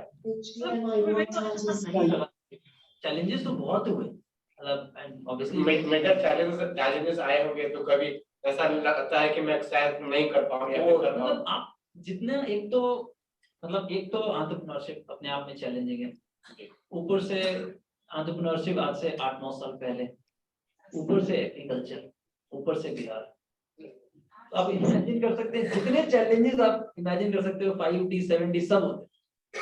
अच्छा क्रॉप लगा रहे हैं, नील गाय आके खा गई, घर वालों को लग रहा है कि अरे बेटा का ब्याह कैसे होगा। तो सबके अपने अपने चैलेंजेस थे, लेकिन तो ये कभी लगा नहीं। इसीलिए मैंने बोला ना कि जो एंटरप्रेन्योर बनने का प्रोसेस था वो बहुत इंपॉर्टेंट था, एटलीस्ट मेरे लिए। मतलब वो ये देख के नहीं था कि अच्छा वो कर रहा है या ये कर रहा है तो हम भी कर लें, या फिर अच्छा उसको फंडिंग मिल गई, उसको ये मिल गया तो हम भी कर लें। वो इस कारण से नहीं था। ये एक मतलब आप कह लो, मतलब ये कहते हैं वो सेल्फ कंसीव था, अपने दिमाग की उपज थी, अपना कीड़ा था। तो प्रॉब्लम कुछ भी आए तो कभी एटीट्यूड उस पर गया ही नहीं कि यार, क्योंकि मतलब ठीक है प्रॉब्लम आ रही है, वो आ रही है, लेकिन ये तो मेरी अपनी मगजमारी है खुद को सॉल्व करने में। तो कभी लगा नहीं था, परेशान जरूर होता था, इंसान ही है, लेकिन कभी भी थैंकफुली ये नहीं लगा कि यार यू टर्न मार। कैसे वो पता नहीं, बट रियलिटी यही है। सर मेरा नाम संतोष कुमार है और आपको बताने की जरूरत नहीं है। चलिए मैं सर जो पूछना चाह रहा हूँ, अभी थोड़ा देर पहले बात हुई उसी पे। तो सर हम मतलब एक कस्टमर है, 3 सेगमेंट है। कुछ कस्टमर है मतलब सबके साथ होते हैं, वो कंप्लेन कर रहे हैं। कुछ कस्टमर है वो बहुत ज्यादा आपको अप्रिशिएट कर रहे हैं, और कुछ है कि आप उनको सर्व नहीं कर पा रहे हैं और मतलब वो डिमांड में है और आप उनको क्या बोलोगे, कैसे बोलोगे, समझ नहीं आ रहा है। फिर कुछ एक सेट ऑफ मेंटर हैं जिनको आप अप्रोच करना चाहते हैं बट उनसे रिप्लाई नहीं आ रहा है। कुछ ऐसे मेंटर हैं जो आपसे बात करना चाहते हैं बट आपको लगता है कि नहीं मतलब जो मैं चाहता हूँ इनसे डिस्कस करके कुछ नहीं होना है। और फिर एक कुछ कॉल आता है बिजनेस से रिलेटेड, कुछ इधर उधर। तो उस टाइम पे जैसे आपने बोला कि इसको रन भी करना है, तो खुद को कैसे मतलब सस्टेन करना, क्योंकि आप बहुत पहले से कर रहे हैं और हम लोग उसके पार्ट है, मैनेज हम लोग भी अभी करते हैं, और जो आप बोले कि मे बी उसका राइट आंसर नहीं होगा, बट आपके लिए सर वो क्या स्ट्रैटेजी होता है, कैसे करते हैं सर, वो थोड़ा जानना चाहेंगे।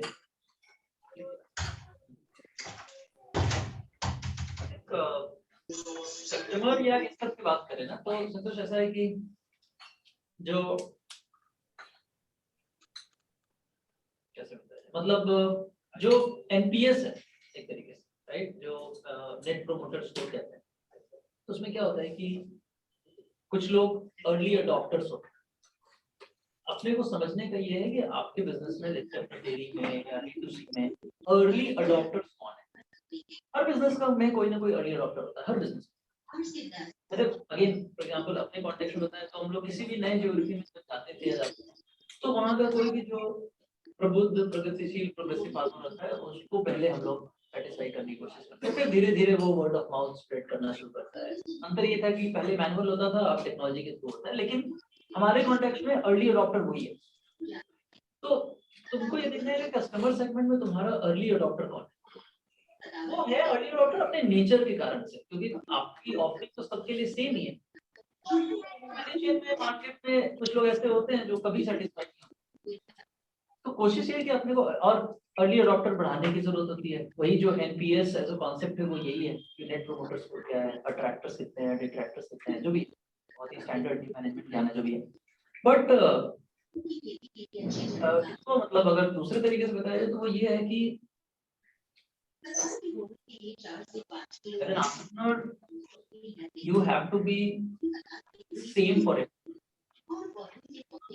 while early adopters के लिए पे फोकस रहना चाहिए कि at any given point of time मेरा ज्यादा ध्यान अर्ली अडॉप्टर्स पे जा रहा है, चाहे वो बिजनेस मतलब चाहे वो कंज्यूमर साइड में हो या पीछे सप्लायर साइड में हो, जो भी, बिकॉज जो 80-20 रूल है वो तो हर जगह चलता है, राइट, जहाँ पे 20% लोग 80% आपका बिजनेस कंट्रीब्यूट करते हैं, तो उन पे ध्यान जरूर रहना चाहिए। लेकिन इस पूरे बेस को भी बढ़ाना है, तो वहां पे एज एन एंटरप्रेन्योर आपको सेम रहने का, ये नहीं कि मतलब इसलिए ना क्योंकि मतलब दुनिया में सब हर आदमी अपने आप को प्रिविलेज फील कराना चाहता है बजाय कुछ किए। तो वाइज जो तुम्हारे अर्ली अडॉप्टर्स हैं उन पे जरूर ध्यान दे रहे हो, उनकी सर्विस में कहीं कोई कॉम्प्रोमाइज नहीं होनी चाहिए। लेकिन बाकी जो नहीं है, जो पोटेंशियल है, उनको भी लगना चाहिए कि नहीं यार संतोष तो मेरे को मतलब संतोष या जैसे जो हमारी जो ब्रांड है वो बिल्कुल मतलब उतना ही अटेंशन दे रही है। And same is true even in case of employees as well. आपके एम्प्लॉइज होंगे उसमें 2-4-5 लोग बहुत अच्छा कर रहे होंगे, राइट, 5-10 लोग अच्छा नहीं कर रहे होंगे, but it doesn't mean to आज अच्छा नहीं मतलब कभी अच्छा नहीं करेंगे, तो then you have to be same, but at the same time in a subtle manner जो 4-5 लोग हैं जो बहुत अच्छा कर रहे हैं उन पे ध्यान भी देने का है, प्रोडक्टिविटी को लेकर के। तो I think as an entrepreneur you have to be transparent and you have to be let's say again same transparent, right, मतलब फॉर एग्जांपल अर्ली स्टेज हो, मैं बोलता हूं कस्टमर की कंप्लेंट आ रही हो सकता है कि हाँ भाई आज दूध 1 घंटे लेट पहुंचा, रियलिटी ये हो सकता है कि काम लग गया हो सकता है बारिश हो रही हो, तो भाई हमारी प्रॉब्लम थोड़ी है, भगवान नहीं है, तो हम ट्रांसपेरेंट हो सकते हैं कि ये प्रॉब्लम हो गई, नहीं जा पाएगा।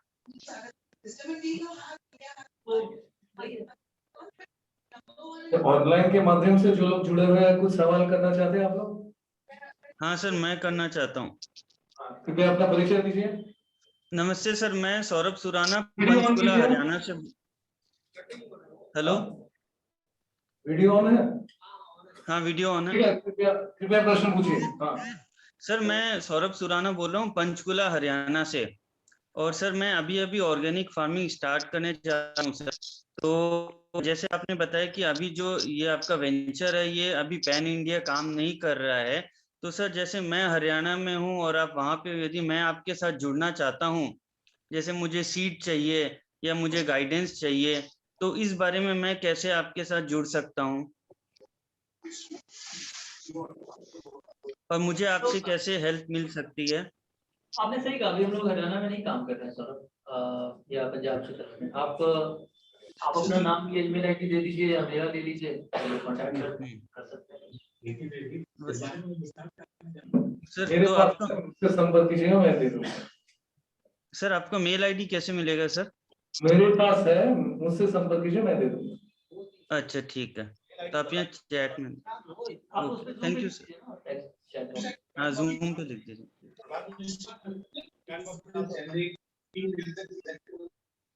आपको सौरभ ईमेल आईडी मिल जाएगी, या आप अपनी ईमेल आईडी यहाँ चैट बॉक्स पे डाल दीजिए, ठीक है सर, लेकर के आपसे कांटेक्ट कर लेंगे। ठीक है ठीक है, या थैंक नंबर यू डाल sir, thank you so much sir. Hello, मेरा नाम आर.के. चौधरी है, PII के मेंबर। एक प्रश्न था आपसे, मतलब एक टिप चाहिए था। IIT, IIM, group of IITians, बहुत बड़ा नाम है, बहुत बड़ा ग्रुप है, ट्रस्ट है मार्केट में। जैसे आपने बोला गए 5 IITians गए, 30 लाख कुछ नहीं था, अरे जॉब छोड़ के आया। पर ऐसे सब बच्चे नहीं है स्टार्टअप, उनका बैकग्राउंड वो नहीं है। नेचुरली आपको तो आपके पूरे ग्रुप को जरूर उसका फायदा मिला होगा और मिलता रहता है, पर आप मार्केट में ट्रस्ट करने के लिए जो बच्चे उस बैकग्राउंड के नहीं, उनके लिए कुछ टिप्स आप देते हैं कि उनको भी उनको क्या करना चाहिए? One operating system which is commercial. No more than open democracy. So very question है, और विदाउट एनी हेजिटेशन बेनिफिट या एडवांटेज जरूर मिलता है। एडवांटेज लेकिन सर ये मिलता है कि लोग आपकी बात सुनने के लिए एटलीस्ट तैयार हो जाते हैं।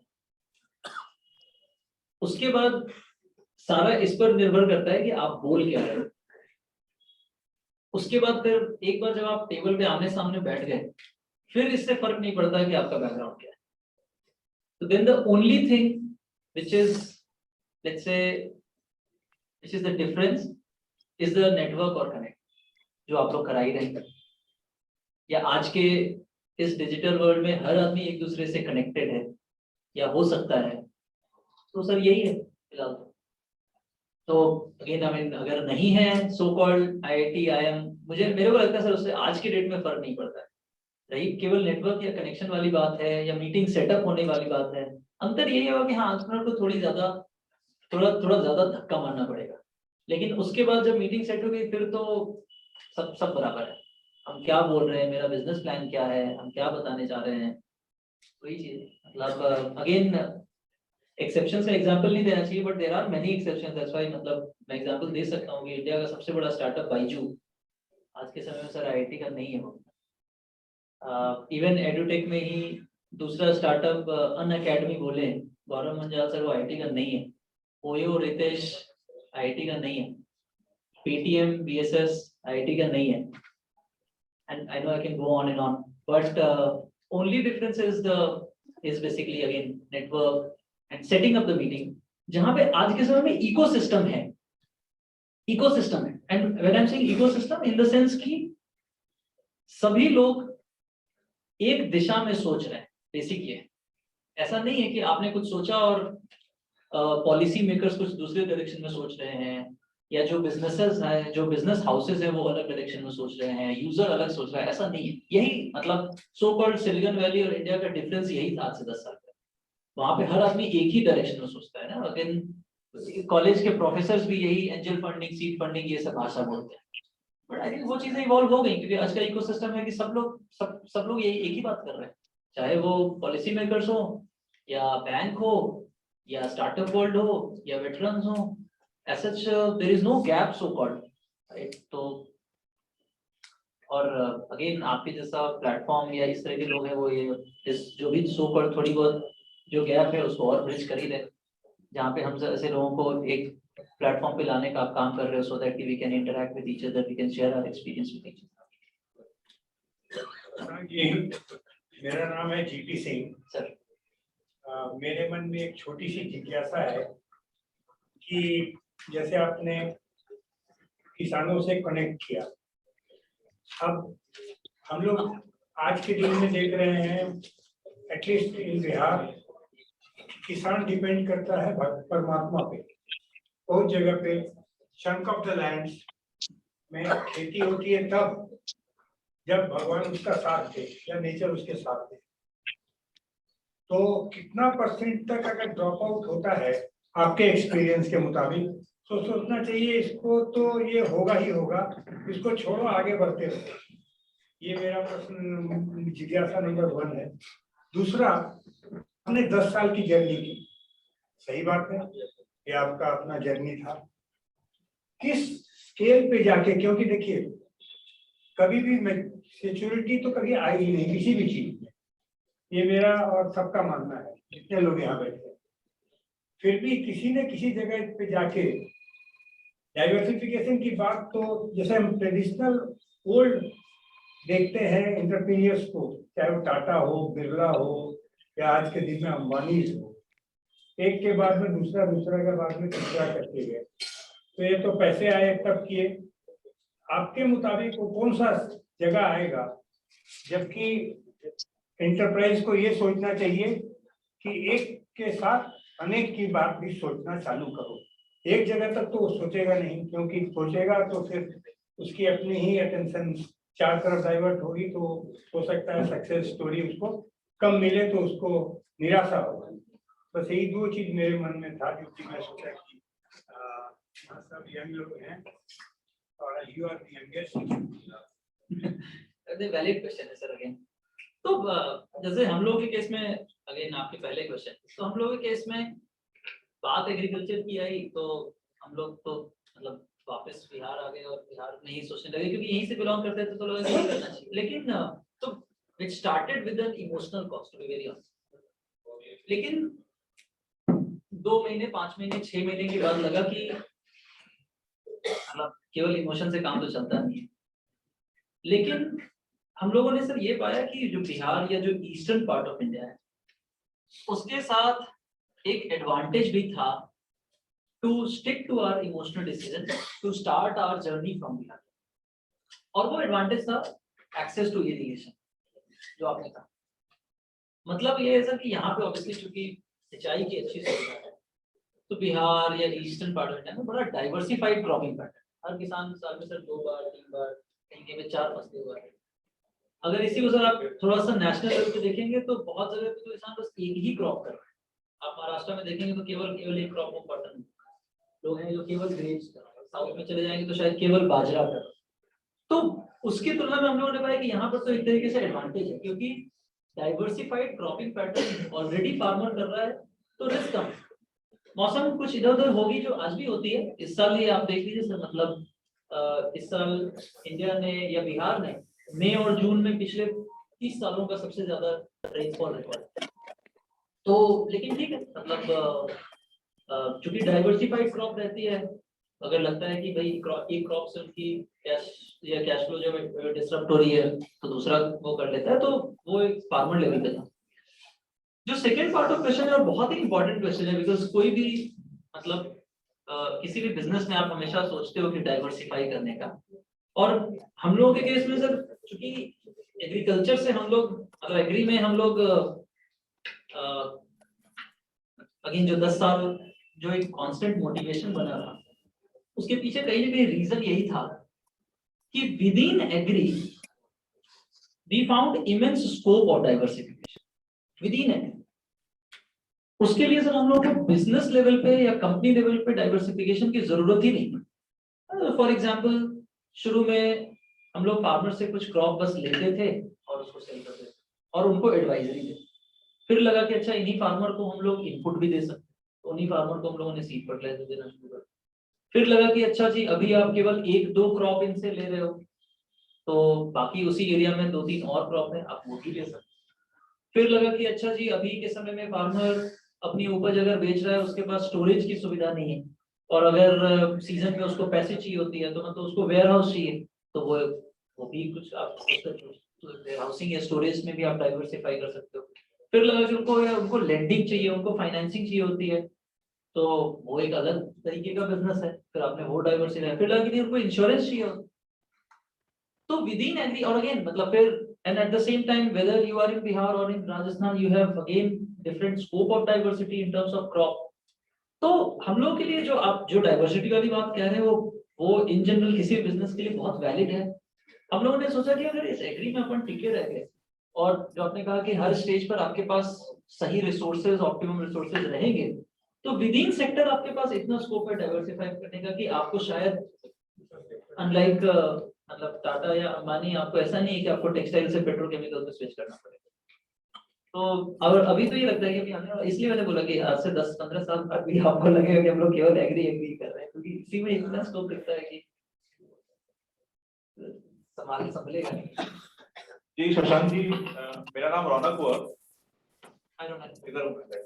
अच्छा, तो शशांक जी, मेरा नाम रौनक हुआ और मैं रिसेंट ग्रेजुएट हूँ। 3 साल पहले बीटेक किया फ्रॉम नॉन आईआईटी और अभी 9 to 6 जॉब में हूँ पिछले 3 साल से। तो मेरा सर 2-3 क्वेश्चन है आपसे। पहला क्वेश्चन ये है सर कि जो आइडिया है, तो when you go to investor, क्या वो आइडिया बिकता है या फाउंडर का पोटेंशियल बिकता है? When you sit at table for discussion.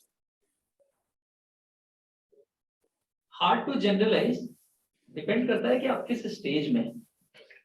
Early stage में जब आप हैं तो उस वक्त तो बिजनेस मॉडल खड़ा ही नहीं हुआ है, तो उस वक्त ऑब्वियसली फाउंडर या फाउंडिंग टीम का पोटेंशियल दिखता है, बिकॉज लोगों को लगेगा कि नहीं यार ये एक ऐसी टीम है जिसने जो एटलीस्ट सोच पाई और इसको एग्जीक्यूट करने के लिए केपेबल है। बट जैसे जैसे आपका स्टेज बड़ा होता जाएगा उस वैसे वैसे इस चीज का वेटेज कम आता जाएगा बिकॉज ऑफ ऑब्वियसली। तो सर सेकंड क्वेश्चन रिलेटेड इससे ये होगा शशांक जी कि राइट स्टेज कब है to go for a funding? Like initial stage में जाना चाहिए या फिर आपका मॉडल प्रूफ हो जाए उसके बाद, मतलब आइडिएशन पे जाएं या मॉडल प्रूफ करने के बाद करते हैं? अगेन कोई फिक्स टेम्पलेट नहीं है, बट मेरे से आप पूछोगे तो मेरे को लगता है कि एंटरप्रेन्योर के मन में ये क्लैरिटी होना बहुत जरूरी है कि मेरा मॉडल क्या है, चाहे वो कागज पे हो या फिर जमीन पे, लेकिन आपके मन में ये होना चाहिए। इसलिए क्योंकि असली लड़ाई फंडिंग के बाद चालू होगी, क्योंकि उसके बाद फिर इन्वेस्टर्स आएंगे, आपको 10 तरह की बात बोलेंगे कि अरे ये नहीं करना चाहिए, ये सही नहीं है, एंड किसी को कुछ पता नहीं है बट उसने कहीं से सुना हुआ है इसलिए वो बोल देगा कि यार ये नहीं काम करता। तो unless and until you are not clear with the approach, with the thought, what has to be done, you will get digressed just because the reason कि your investor is asking you to do that. तो इसलिए clarity होना बहुत जरूरी है। हमारे case में हम लोगों को ये क्लैरिटी आने में सालों लग गए, तो इसलिए जनरलाइज नहीं कर सकते। हो सकता है आपके केस में ये डे 0 पे क्लैरिटी, तो इट वेरीज। थर्ड क्वेश्चन ये है कि मान लेते हैं कि आजकल तो यू आर टॉकिंग कि भाई इंटरनेट में चीज मूव हो रहा है, पेनिट्रेशन डीप हो रही है, राइट? तो हर कोई चीज moving towards an IT, right? ठीक है। तो सवाल ये है कि जो नॉन आईटी बैकग्राउंड के फाउंडर्स हैं जिनको टेक्नोलॉजी से उतना पता नहीं है, डेवलपमेंट कैसे करते हैं, ऐप कैसे बनता है, और फंडिंग प्रॉब्लम शुरू में, राइट? क्योंकि आज के दिन में ऐप बनने का चार्जेस है 2 लाख, 3 लाख, 5 लाख। वो चैलेंज को ओवरकम कैसे करना चाहिए? मतलब क्या तरीका है? फ्रीलांसिंग के थ्रू करना चाहिए, क्या ट्रस्ट लेवल होना चाहिए, दोस्तों को अप्रोच करना चाहिए? 2 क्वेश्चन मैं सुन पा रहा हूँ। पहला कि non tech background for entrepreneur and second is managing team. मतलब इवन नॉन टेक के लिए भी तो टीम चाहिए हो ना, आपको ऑप्स के लिए भी तो लोग चाहिए ही होंगे, एंड जब आपके पास रिसोर्सेज नहीं है। तो 2 क्वेश्चन मैं सुन रहा हूँ। जी, मेजर चैलेंज है सर कि you don't get right people to build your application, build your website. आपका जो सोच है ना वो कन्वर्ट नहीं हो पाता है। और if you go to big companies, big 4 या उसमें जाते हैं ना, तो वो कॉस्टिंग आपके पास है नहीं, you don't have that amount of money to spend. तो उसमें what is the best approach?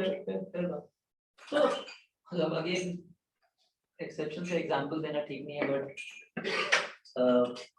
Steve jobs भी टेक बैकग्राउंड से नहीं था, तो इसलिए ये नहीं बोल सकते कि हाँ मतलब नॉन टेक बैकग्राउंड का है तो कैसे करेगा। हाँ ऑब्वियसली आपको फिर सही बंदा, सही लोग जरूर चाहिए होंगे। तो अगर लगता है या अगर मतलब if I take a step back, मेरे नजर में टेक बहुत सारे बिजनेसेस के लिए it's a strong enabler. For example जैसे हमारे बिजनेस में हम लोग टेक में बहुत सारी चीजें करते हैं, मतलब अगर लेमन लैंग्वेज में बताएं तो आज किसी किसान के खेत पे क्या चल रहा है उसके लिए हम लोग को खेत पे जाने की जरूरत नहीं है। हम लोग हर तीसरे दिन सैटेलाइट से डेटा उठाते हैं, पिछले 15 साल का डेटा उठा करके एनालाइज किए हुए हैं, और उस खेत के बारे में सब कुछ जान सकते हैं कि कहाँ पर उस खेत के कौन से हिस्से में कहाँ पर क्या है। तो बहुत सारी चीजें हैं deep tech. But the point is कि ऐसा नहीं है कि अगर ये टेक नहीं है तो हमारा बिजनेस नहीं चलेगा, राइट? आप ऐसे भी कर सकते हो, टेक एक इनेबलर है। इससे ये होगा कि हाँ शायद आप बिना टेक के आप 10,000 किसान तक हो, टेक के साथ शायद आप 10 मिलियन किसान पे हो जाएगा। तो ये एक इनेबलर है, ऐसा नहीं है कि उसके बगैर आपका बिजनेस चलेगा नहीं। तो बहुत सारे बिजनेसेस में टेक एक स्ट्रॉन्ग इनेबलर ही होता है। तो इम्पोर्टेंट ये है पहले कि बिजनेस का जो प्रारूप है, ढांचा है, वो बनाओ, राइट। जब लगेगा तो ठीक है, अगर लगता है कि शुरू में रिसोर्सेज नहीं है तो उस वक्त हम चीजों को मैनुअल तरीके से भी कर सकते हैं। जब लगेंगी चीजें उसमें हम टेक डालेंगे और उसको एक्सपोनेंशियली ग्रो करा लेंगे। अगर इस तरह का बिजनेस है तो जहाँ पे लगता है कि टेक एक इनेबलर ही है फॉर दैट। इसमें tech is a founding pillar ही, मतलब उसके बिना you can get a founder of tech background. कौन कह रहा है कि आपको सोल एंटरप्रेन्योर रहना है? आप एक को फाउंडर ले लो। फाउंडिंग टीम ऐसे बनती है ना कि कॉम्प्लीमेंट्री स्किल सेट हो, राइट। आपको लगता है कि नहीं यार मेरा ये पहलू मजबूत है बट ये कमजोर है, उस हिसाब से आप अपनी फाउंडिंग टीम बना। ये तो मतलब ट्रस्ट लेवल और इमेजिन की बात है, मतलब I cannot go ahead and ask an IT team to come back and be my founder. ऐसा कीजिए, नहीं 5 मिनट अलग से हाँ, आप वर्ड टू वर्ड एक बार कर लीजिएगा तो बहुत सारी आपकी होती है। नहीं सर, ये था कि इंटरैक्टिव सेशन होना है तो आप कर सकते हैं। बहुत अच्छा आप कर रहे हैं, लेकिन और लोगों को भी चलिए आई टेक दिस क्वेश्चन। ऐसा नहीं है, मैं वही बोल रहा हूँ। और अगेन कोई जरूरी नहीं है कि कोई आईटी का मतलब होगा तो वही अच्छा ऐप बना सकते हैं। ट्रस्ट मी, मतलब कोडिंग आज के समय में नॉन आईटी लोग ज्यादा अच्छा करते हैं, हम लोग देख रहे हैं। तो और अगेन अगर इसको थोड़ा सा टेक के बियॉन्ड लेकर के जाएं, और हम लोग भी अपने लर्निंग में देखें कि आपको अपनी ऑर्गेनाइजेशन में you should always be in hiring mode. You should always be in hiring mode. आपके पास पैसे हो या ना, आप डे 0 पे हो कि डे 10 पे हो, आपको हमेशा हायरिंग मोड पे रहना है। होता कुछ नहीं है इसलिए क्योंकि जब आप हायरिंग मोड में होंगे तभी आप 10 लोगों से मिलोगे। और जो बंदा आपको ज्वाइन करेगा, मतलब हो सकता है वो पैसों के लिए नहीं ज्वाइन करे, हो सकता है कि वो आपके कॉज से खुश हो जाए, हो सकता है उसको लगता हो कि नहीं यार रौनक बहुत ही अमेजिंग पर्सनालिटी, इसके साथ मेरे को काम करना चाहिए बोलकर। मतलब हम लोग हमारे केस में जो हमारा पहला एम्प्लॉय था, again without due respect, without taking name, उसको कहीं से पता चला कि ये लोग कुछ कर रहे हैं, एंड देन ही केम कि यार मेरे को साथ में काम करना है। हम लोग यार हमारे पास पैसे ही नहीं है। बोला नहीं हम लोगों को तो काम आप ही के साथ करना है। तो मैंने बोला ये काम करते हैं, इसको इतना कम पैसा बोलते हैं कि भाग जाए। तो मैंने उसको बोला काम करते हैं यार, चलो तुम इतना करते हो, तुमको 2,000 रुपए देंगे। वो तुरंत बोला ठीक है सर। मतलब कैसे करें? तो ठीक है, एक काम करें, इस रूम में गद्दा बिछा के हम लोग सोते हैं, एक कोना तू पकड़ ले, यही कर। तो पॉइंट है कि ऐसा नहीं होता, लेकिन ये तब होगा जब आप 10 में से शायद ऐसा एक ही बंदा मिलेगा, वो 2 ही मिलेंगे। तो मैं उस इंटेंशन से कह रहा हूं, एंड ये हमेशा होगा। That's why you should always be in hiring.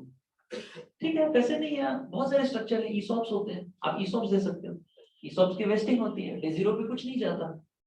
तो बहुत सारे इंस्ट्रूमेंट्स हैं, but you need to talk to as many people as possible. और अगेन जो दूसरी चीज हम लोगों ने की, हम लोगों ने बहुत सारे इंटर्न्स लेते थे, बहुत सारे इंटर्न्स लेते। हमारा पहला एक अपने को बिट्स पिलाने के एक इंटर्न ने बना करके दिया था। तो and again that's why I said कि founder has to be very transparent. उसको दिखता था कि यार ये लोग भी वैसे ही रह रहे हैं, यही गद्दा बेच रहा है, यही बाइकें जा रही हैं, इनके पास भी कुछ नहीं है, क्या मांगे इनसे। उसको लगता था कि ठीक है यार, I think I am earning an experience. और उसने बंदा आया और 1.5 महीने में उसने ऐप बना दिया। तो हम लोग को लगा ये तो बहुत अच्छा तरीका है कि यार इंटर्न्स लाओ, 2-2, 3-3 महीने रहते हैं, लोग काम करेंगे, पैसे भी नहीं मांगते, सर्टिफिकेट तो बहुत सारे हैं हमारे पास देने के लिए। तो भर के इंटर्न हम लोगों ने लेना शुरू किया। तो शुरू के 2-3 साल ऐसे ही करते थे, तब आगे इंटर्न लेते थे। सब चीज का जुगाड़ है यार। एक क्वेश्चन और मुझे क्या कहते हैं, परमिशन हो तो, मतलब एक कॉमन इंटरेस्ट में होगा सर। एक रीसेंट ट्रेंड देख रहे हैं लास्ट 2 क्वार्टर्स वाले से दिस फिस्कल साइड, वो ये है कि जो स्टार्टअप्स हैं, names like Zomato, Paytm, Nykaa की बात कर रहे थे, तो इनकी जो बिजनेस स्ट्रेटजी है मुझे एज एन आउटसाइडर समझ में आई कि लॉस लेकर के 4 साल 5 साल बिजनेस चलाया, मेड अ बिग नेम। आज के दिन में कोई फ्री खाना देगा तो भाई ऑब्वियसली नाम तो बनेगा, और फिर वो पूरी की पूरी लॉस को मार्केट में पुश कर दो, एंड वो डबल के वैल्यूएशन 5 रिलीज कर दो और फिर रिस्क जीरो हो जाता है, you can raise another 9,000 rupees final. तो सर ये ट्रेंड मतलब इज अ बबल जो कि बर्स्ट होगा या this should be a business strategy for new startups? So again, hard to generalize, but by the way, Nykaa is profitable and highly profitable. Zomato, Paytm. Paytm is not profitable, but neither Zomato. लेकिन यही Zomato के पिछले 2 साल के पहले का P&L आप देखोगे तो you will realize कि उनके losses कहाँ तक कंट्रोल हैं। So मूल बात ये है कि इन्वेस्टर चाहे रिटेल इन्वेस्टर्स हो या इंस्टीट्यूशनल इन्वेस्टर, बेवकूफ तो कोई भी नहीं है। नहीं सर, एक कॉन्ट्रडिक्शन है यहाँ पे। रिटेल इन्वेस्टर आज के दिन में इंडिया में फाइनेंशियल लिटरेसी इतनी ज्यादा है, रिटेल इन्वेस्टर नहीं समझ पॉइंट है कि बात अगर पीएनएल नहीं है, लोगों को ये देखना है कि किसने क्या क्रिएट किया है। और कोई भी बंदा, चाहे वो प्री आईपीओ हो, पोस्ट आईपीओ, राइट, अगर उसको दिख रहा है कि यार इसमें कुछ वैल्यू है, कोई भी तभी पैसे डालेगा, चाहे वो forget about IPO, right, even pre IPO भी अगर कोई बंदा पैसे डाल रहा है तो है तो that's a hard earn money ना, राइट। और इतने चलो आईपीओ तक तो आज पहुंचे, आईपीओ के पहले तक इन लोगों ने कितने 1 बिलियन 1.5 बिलियन पता नहीं कितना रेज किया होगा, तो that's a large money. So point है कि there has to be some value, कि यार बोलिए वो वैल्यू क्या है, राइट। मतलब मेरे को नहीं पता कि पेटीएम की स्ट्रेटजी क्या है, बट फॉर एग्जांपल अगर आप मेरे से पूछोगे as an outsider in India में आज भी इंश्योरेंस का पेनिट्रेशन इतना कमजोर है। अगर आप रूरल एरिया की बात करोगे तो केवल less than 10 to 12% farmers have got access to insurance. Maybe कल को किसी भी बड़ी ग्लोबल इंश्योरेंस कंपनी को अगर इंडिया पेनिट्रेट करना हो, उसको लगेगा कि यार मतलब हम 10 साल लगाए, 5 साल लगाए लोगों को करने में, काम करते हैं, चलो एक्वायर कर लेते। तो द पॉइंट इज कि there has to be some value. ये तो लोगों के अपने अपने नजरिए हैं, राइट। मतलब डिस्पाइट ऑफ नेगेटिव एबिटा और नेगेटिव पैट ऑफ जोमेटो, लोगों ने जोमेटो को अच्छा रिस्पांस दिया। अभी कल उनका Q2 का नंबर आया, आपने देखा होगा, Q2 में लॉस बुक किया, फिर भी 7% का प्राइस है। लोगों को लगता है ये वैल्यू है, क्यों? क्योंकि it's a duopoly, it's either Zomato और स्विगी, इट्स डुओपोली, राइट। तो दोनों में से कोई एक तो जीतेगा ही। कार्ड खेलते हो पत्ते, जब दोनों लोग ब्लाइंड खेल रहे हो तो फिर बेट की वैल्यू क्या है, इसका कोई मतलब ही नहीं है, क्योंकि जीतने की प्रोबेबिलिटी 50% होगी। फिर बात 1 बिलियन की हो या 5 बिलियन या 5, जिसके पास जो होता है सब लगाते जाता है कि कब कौन पैक हो जाए। शो कभी होगा नहीं। इट्स ऑल अबाउट कि लोग क्या देख रहे हैं, क्या वैल्यू बना रहे हैं। तो again hard to generalise, but again I am glad you asked this question, because ये भी एक चेंज है इंडियन मार्केट के लिए। किसने सोचा था कि लॉस मेकिंग बिजनेसेस और IPO, forget about response, IPO जाएंगे, किसने सोचा था, राइट, कि सेबी का अप्रूवल मिलेगा, बीएसई अप्रूव करेगा, डीएचआरबी अप्रूव होगा, किसी ने सोचा ही नहीं था। ये भी एक चेंज है। यूएस में था, यूएस में शुरू से था। लोग प्राउडली बोलते थे कि हाँ जी हम कंटेंट बना रहे हैं, हम यूजर बना रहे हैं। गूगल पे जाके LinkedIn series B page search करोगे तो दिखेगा, स्लाइड के पहले में बोलता है कि मेरे को 20 मिलियन रेज करना है, मेरा रेवेन्यू 0 है, प्राउडली। इंडियन मार्केट वैसा सेंटिमेंट नहीं था, चीजें बदल रही हैं। Sir hello sir, my name is सानु कुमार। मतलब अभी कुछ देर पहले बैलेंस शीट पे बात हो रही थी और रौनक ये भी कह रहे थे कि राइट स्टेज क्या होना चाहिए, एक स्टार्टअप को जो है ना फंडिंग के बारे में सोचना भी चाहिए। मतलब सोचते तो सभी हैं, मतलब राइट स्टेज क्या होता है कि जहाँ पे हम लोग फंडिंग जो है ना इन्वेस्टर्स को पिच करते हैं। लेकिन मेरा क्वेश्चन ये है कि जैसे मेरा बिजनेस मॉडल है, अब उसका कुछ सब्स्टिट्यूट है कि एक वर्टिकल अलग है, दूसरा है, तीसरा है। तो वर्टिकल ए मुझे करना है, लेकिन सिचुएशन ये है कि वर्टिकल बी और सी से मुझे जो है रेवेन्यू आ रहा है, तो वही कर लो, ए मत करो। हाँ, बी और सी कर लो। तो अगर ए जो करना है मुझे, तो इन्वेस्टर्स को ये भी तो वो इंटीग्रेटेड वाला इशू नहीं आएगा कि आपको करना ये है, आप कर रहे हैं। तो आंसर योर क्वेश्चन, और बैलेंस शीट में भी कैसे दिखाएंगे ये वाला भी? समझ गया मैं क्वेश्चन। पहला पार्ट ये है, या देखो पिच करने में तो कुछ जाता नहीं है। तो अगर क्वेश्चन ये है कि पिच करने का सही टाइम कब है, तो मैं बोलता हूँ आज, अभी, जब जहां जिसको मौका मिले पिच कर। तो सामने वाले के ऊपर है ना कि वो उस चीज को एक्सेप्ट कर रहा है कि नहीं कर रहा है। अपना क्या जाता है, अपना काम तो पिच करना है।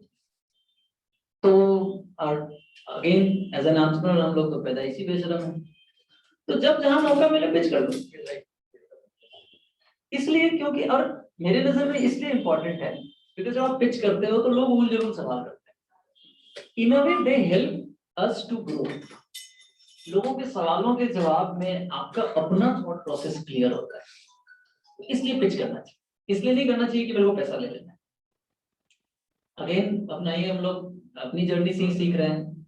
पैसे थे भी नहीं, पैसे चाहिए भी थे। तो 2012-13 में ना, चूंकि अगेन एंटरप्रेन्योरशिप इकोसिस्टम बन ही रहा था, तो बहुत सारे बी प्लान कॉम्पिटिशन्स होते थे हर कॉलेज में। अब तो और भी ज्यादा होते हैं, देखते नहीं हम लोग। तो हम लोग सोचे कि यार हम लोग तो यहाँ पे रहते हैं, पटना में भी नहीं रहते थे, उस वक्त वैशाली में रहते हैं।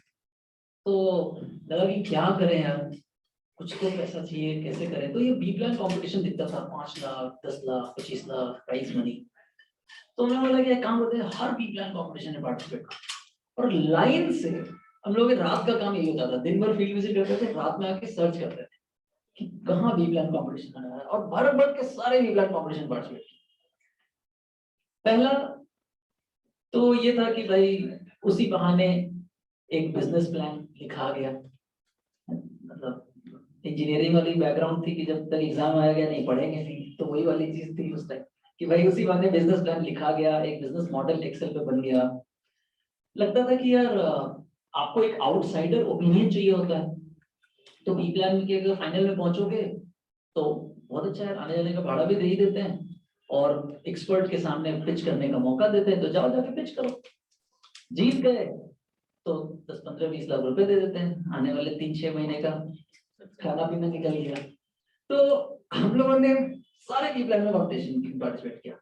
इंटेंशन हमारा उस टाइम पे यही था कि यार, ये ऑनेस्टली स्पीकिंग यही था कि अदरवाइज तो हम लोग रूरल गांव में एरिया में थे, तो आपको वो व्यू कहाँ से मिलेगा कि तुम क्या कर रहे हो नहीं कर रहे हो। बट इंटेंट ये था कि चल इसी बहाने आप लोगों को पिच कर रहे हो तो लोग हेल्प तो करेंगे, कि मतलब अपने क्वेश्चन से राइट, उन क्वेश्चन से समझ में आया कि नहीं यार शायद तुम बहुत कंजर्वेटिव सोच रहे हो, राइट। उन क्वेश्चन से समझ में आया कि नहीं यार तुम्हारा थॉट प्रोसेस गलत है।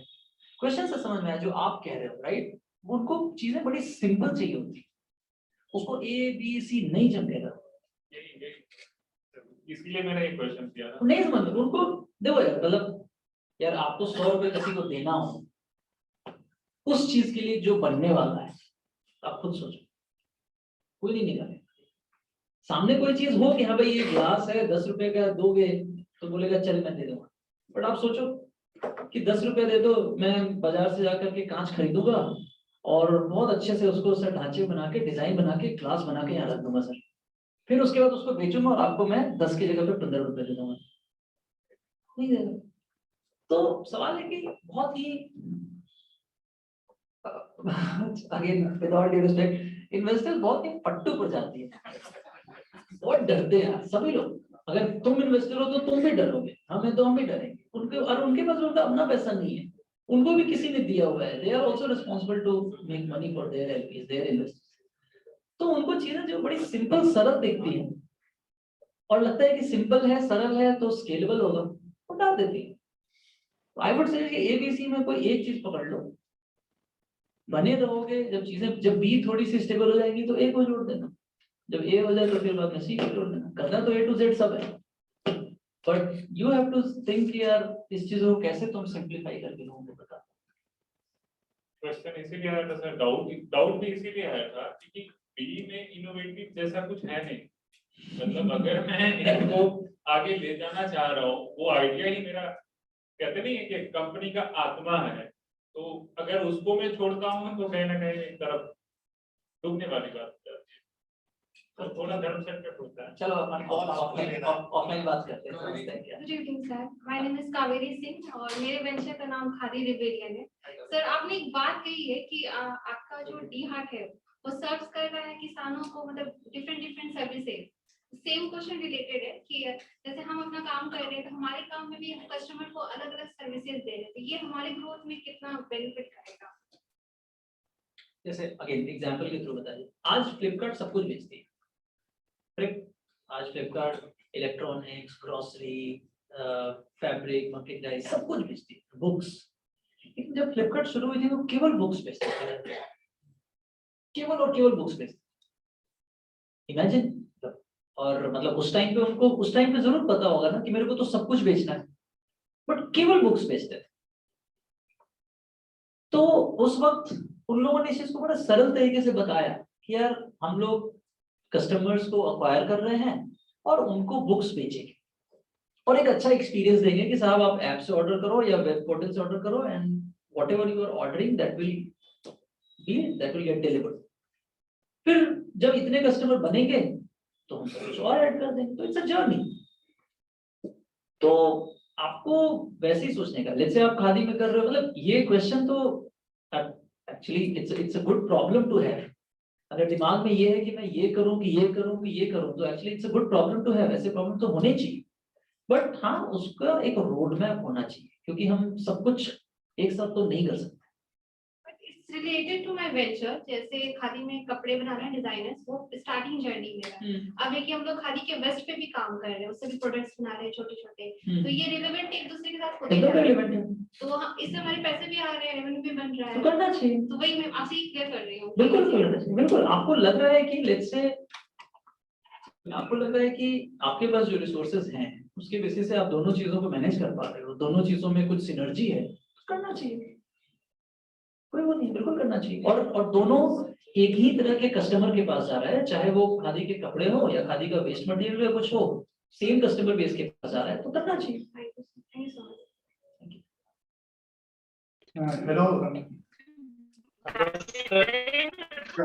Hello, Ankit this side. My venture name is Excel. It's a AI plus ML based company. Ankit. I'm ex-Paytm. So I want to know actually आपने पूरा टेक कर रखा है, ठीक? तो मैं ये जानना चाहता हूँ कि जैसे आप विलेजेस में गए तो किसानों के लिए आपको क्या प्रॉब्लम फेस करना पड़ा टेक रिलेटेड? मतलब किसानों को तो इतना पता नहीं है टेक क्या है, आप ऐप के थ्रू कर रहे हैं, क्या कर रहे हैं, तो उन्हें पता नहीं है। 2010, 9, 8, 7, 11, 12 ये तो बहुत, उस समय आई थिंक इंटरनेट भी इतना ज्यादा वो ग्रो नहीं था, तो उस समय क्या ऐसा आपने किया कि किसानों को ज्यादा अवेयर कर? ऑनेस्टली तो कुछ नहीं किया टेक में।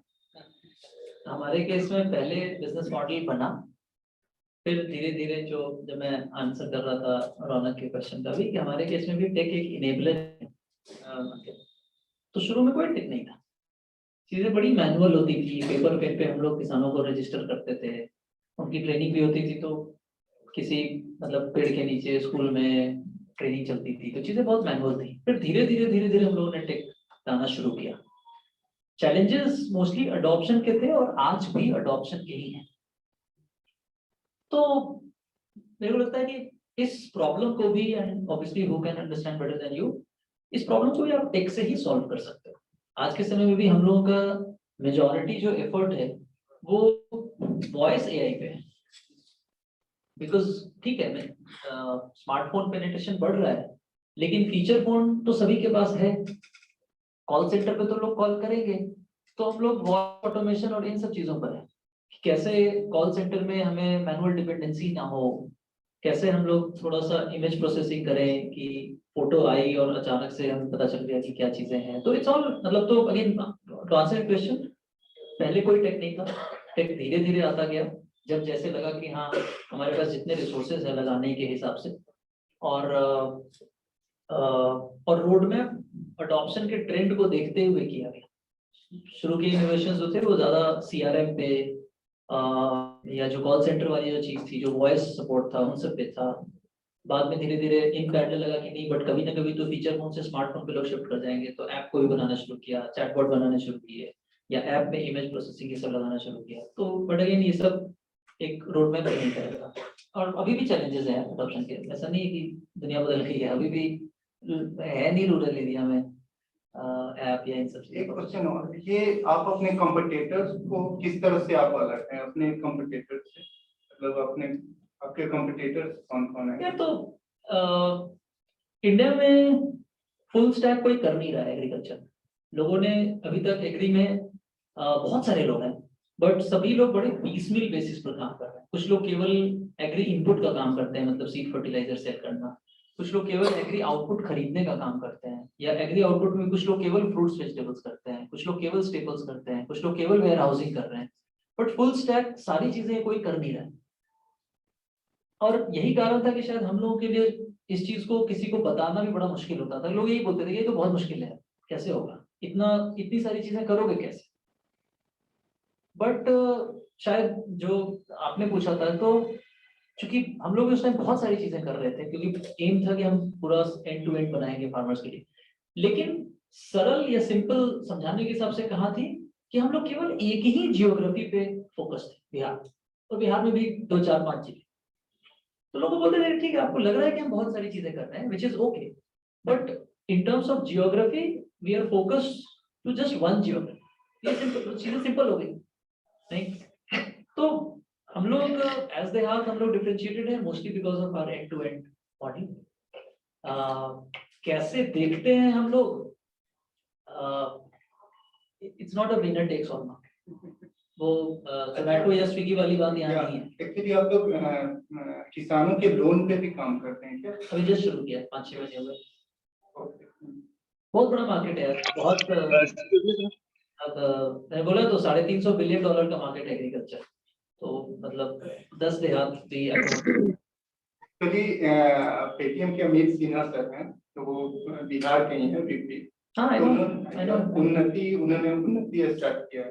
विजय सर ने लगाया है उसमें पैसा। बहुत पहले से वो 2008 से काम कर रहे हैं वो लोग। अशोक जी हैं वहाँ के जो फाउंडर हैं। Thank you.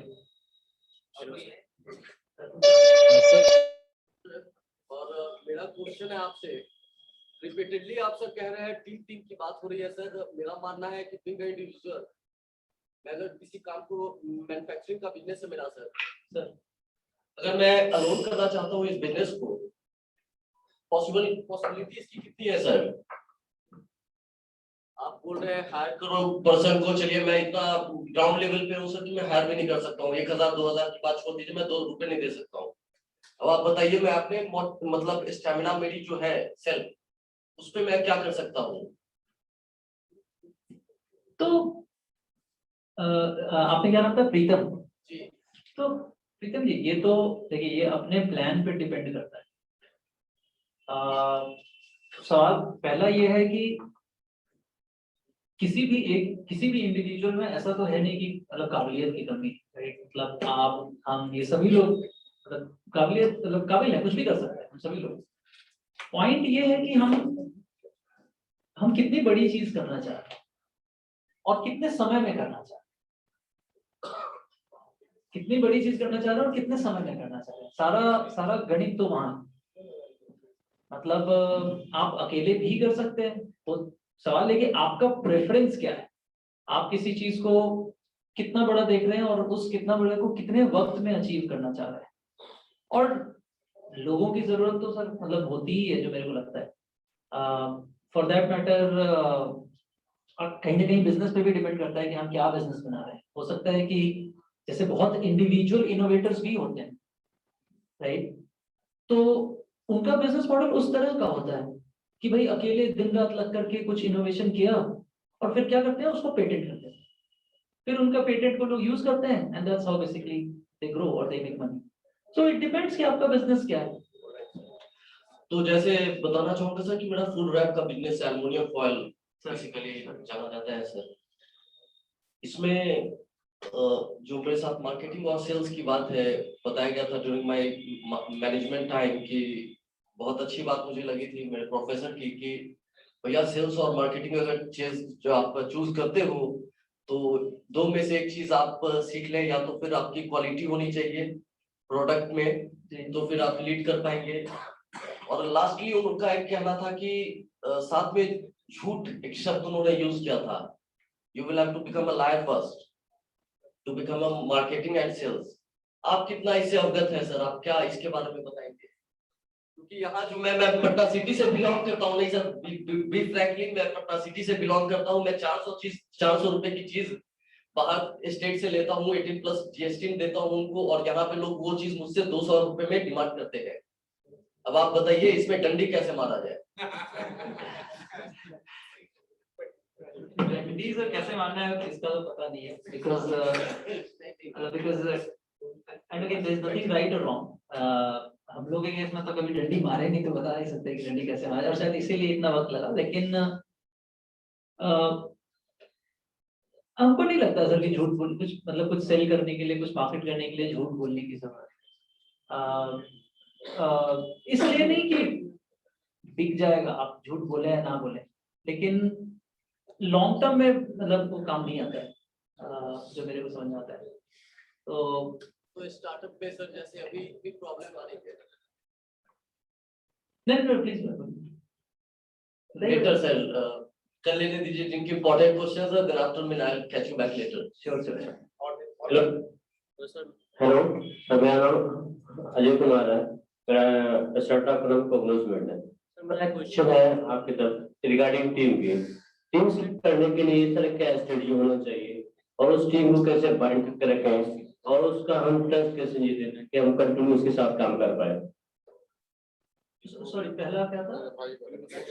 टीम को सिलेक्ट करने का क्या स्ट्रेटजी, और उस टीम को कैसे बाइंड करके रखें, और उस टीम को हम कैसे ट्रस्ट करके रखें ताकि हम उसे कंटिन्यू अपनी टीम के साथ काम कर पाए। आई थिंक पहले भी बोला मैंने, बट ऑनेस्टी और ट्रांसपेरेंसी है। ऑनेस्टी और ट्रांसपेरेंसी। बट कुछ ऐसे लोग बोलते हैं कि ट्रांसपेरेंसी बहुत ज्यादा, मैं देखा भी है अक्सर टाउन में काम कर रहे हैं, काम को सीख भी लेंगे और कुछ छोड़ के चले भी जाते हैं। वो कहाँ तक ट्रांसपेरेंसी एक वायबल है अपने ये मतलब you have to live with this risk, ये तो हमेशा रहेगा। कल को आपका बिजनेस बड़ा होगा, आपके बिजनेस को लोग कॉपी कर सकते हैं, there has to be some innovation, there has to be some IP.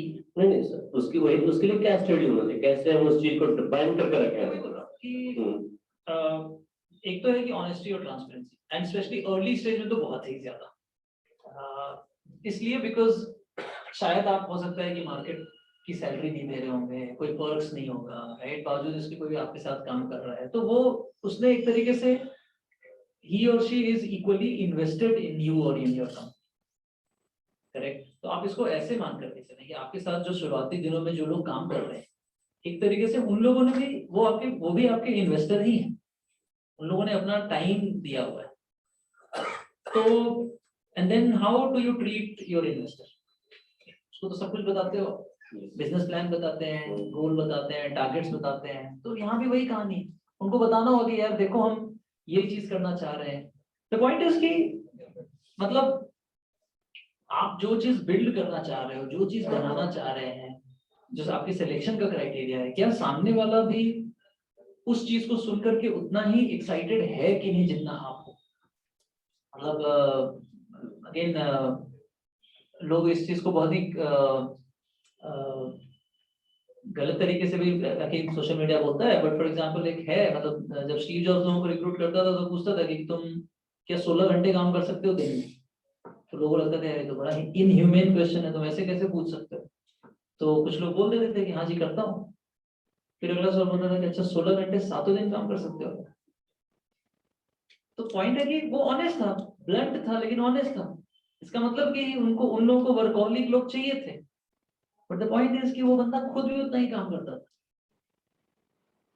तो यही होता है, आपको आज आई थिंक सिलेक्शन का क्राइटेरिया ये कि आपको पता होना चाहिए आपको किस तरह के लोग चाहिए, और जब शुरुआती दिनों में वो जो आपका जो गोल है उससे उनका इन सिंक होना बहुत जरूरी है।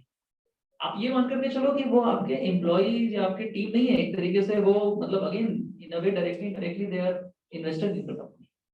तो जितने आप ट्रांसपेरेंट रह सकते हो, जितना ऑनेस्ट रह सकते हो, सो सर अब कुछ लोग ज्वाइन करते हैं अपना मतलब सिर्फ इसी है जो सीखने के लिए, लर्न करने के लिए, कुछ दिन आते हैं फिर चले जाते हैं, फिर अपना नया वेंचर तैयार कर लेते हैं उसको कॉपी करके। तो उस चीज को कैसे बच सकते हैं सर हम? बस क्वेश्चन थी उसके लिए अगेन मतलब पहली चीज तो ये है कि सामने वाले को ये अगर जिस दिन लग जाएगा कि यार ये कंपनी बहुत बड़ी होने वाली है, देखो हर इंसान अपना कॉस्ट बेनिफिट एनालिसिस ही करता है, राइट। उसको यही लग जाएगा ना कि यार मैं यहाँ रह करके मेरा ग्रोथ क्या है और वर्सेस में जाकर के कुछ अपना चालू कर। पहला तो यही तो या तो अगर मैं तो बोलता हूँ कि अगर कोई, सारे लोग ऐसे नहीं होते बट कुछ लोग अगर ऐसे हैं कि जो आपके यहाँ से निकल के और वही चीज कहीं शुरू करना चाह रहे हैं तो बहुत अच्छी बात है, उसको तो पक्के से रोक लो ताकि आपका बिजनेस मल्टीप्लाई हो सके। क्योंकि एंटरप्रेन्योर आपको तो बना बनाया बैठे बिठाए एंटरप्रेन्योर मिल गया यार, उसको तो रोक लो कैसे भी करके आप, नहीं। बाकी जो कॉपी वाली चीज है ये रिस्क तो हर बिजनेस में है, तो ये देखने का है कि यार आपकी वो सीक्रेट रेसिपी क्या होने वाली। आज मतलब एम्प्लॉय क्यों, कल को कोई भी कर सकता है। आप जब कुछ मतलब अगेन चूंकि फंड रेज से रिलेटेड बहुत क्वेश्चंस हैं, लोग ये पूछते हैं कि आपका मोड क्या है, मतलब आपका वो मतलब यूनिकनेस क्या है, राइट। मतलब इमेजिन करो कि भाई लेट्स से आपने कुछ बनाया, राइट, मतलब हाइपोथेटिकली मैं बोल रहा हूँ कि मान लो कि कावेरी ने कुछ खादी के काम करने शुरू किए, मेहनत किया और एक मार्केट बनाया, और हो सकता है कि भाई वहां से maybe Fab India, maybe Raymonds को लगे कि यार ये खादी का मार्केट बन गया, एक काम करते हैं चलो यार पैसे डालो और मार्केट एक्वायर कर। तो ये जो बिजनेस का जो रिस्क है ये तो हर स्टेज पे आपके साथ होगा, तो वो आपको देखना है कि आपकी वो सीक्रेट रेसिपी क्या है जो मतलब लोग कॉपी नहीं कर पाएंगे। वो तो मतलब रिगार्डलेस ऑफ योर क्वेश्चन वो तो रहना चाहिए, कुछ भी हो सकता है, पेटेंट हो, एग्जीक्यूशन का तरीका हो, कल्चर हो, प्रोडक्ट का इनोवेशन हो, कुछ भी। Thank you, thanks. Hello, sir. Hi. Sir, as a startup, I'm facing a problem. So I want to ask a There's solution. nothing new, सब प्रॉब्लम फेस करते रहते हैं। सॉल्व करते हैं। आपने सर अपने बात में बोला कि ऐप जो आपने बनवाया फ्रेशर से, तो सर मैं एक ऐप का काम, मैं ऐप डेवलप कर रहा हूँ, मीडिया बेस्ड सोशल नेटवर्क बना रहा हूँ, तो उसका कॉस्ट, डेवलपमेंट कॉस्ट मैं मैनेज नहीं कर पा रहा, काफी हाई जा रहा है। तो एज ए फ्रेशर में हायर करो आईआईटी के किसी को, तो वो क्यों आना चाहेगा मेरे साथ? वो तो चाहेगा कि मैं जहाँ प्लेसमेंट होगा हाई सैलरी में मैं वहां जाऊंगा। तो आपने कैसे मैनेज किया इसका? जैसे आपने बताया था कि मैंने फ्रेशर को हायर किया था बिट्स पिटानी के। हम लोगों ने शुरू में इंटर्न्स लिए थे जब वो सेकंड ईयर थर्ड ईयर में रहते हैं। अच्छा। फिर जब उससे एक लेवल ऊपर उठे तो हम लोगों ने पटना के ही लोकल डेवलपर्स को लिया था, अभिषेक, अजीत, इनकी कंपनी थी, इन लोगों ने मिलकर के वो ऐप हमारे लिए बनाया था। तो फिर लगा कि नहीं, अब हमारे पास रिसोर्सेज हैं और हमें बहुत ज्यादा काम कराने की जरूरत है शायद, तो फिर धीरे धीरे हम लोगों ने अपनी टीम बनानी शुरू। तो इट ऑल डिपेंड्स कि आपके पास कितने रिसोर्सेज है और किस हिसाब से क्या कर रहे हो। तो आईआईटी के लोग भी तो इंटर्नशिप के लिए बड़े कंपनी ट्राई करते होंगे। आईआईटी के लोग अच्छे कोडर नहीं होते, यही बोलना चाह रहा हूँ आपको। एनआईटी पटना का कंप्यूटर साइंस का बच्चा अच्छा कोड लिख देगा, ट्रस्ट मी। चलो, बहुत सारे पोर्टल्स हैं, जैसे there is a platform called Newton School, आपको फ्री में कोडर्स देते हैं। मैं जब कह रहा हूँ कि इकोसिस्टम इवॉल्व हो गया है तो I really mean it, right. हर चीज का इकोसिस्टम है, हर चीज का इकोसिस्टम है आपको। और ऐसे एक मैं तो नाम मिस कर रहा हूँ, बट ऐसे 2-3 और प्लेटफॉर्म्स हैं जहाँ पे आपको इस तरह के कोडर्स मिलते हैं, वो आपके लिए काम करते हैं, ठीक है। और आप करेक्ट, तो ऐसे बहुत सारे हैं यार, मतलब जहाँ पे और आप देखोगे कि जो उनके जो कोडर्स हैं वो सब अंडर ग्रेजुएट बच्चे हैं, 10th 12th के बच्चे हैं। उनको अब उसमें उनका फायदा क्या है, उनको एक्सपोजर मिल रहा है।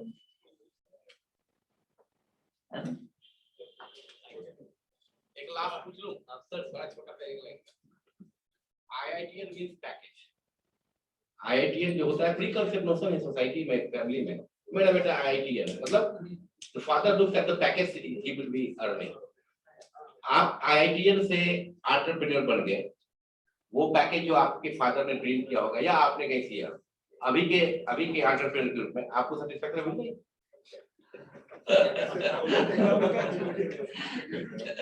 सर ऐसा है कि नहीं आप जो कह रहे हैं ना उसका सोल्यूशन आज के मेरे पास कभी नहीं होगा। मैं आपको बड़ा अभी हाल का क्या बता रहा हूँ सर।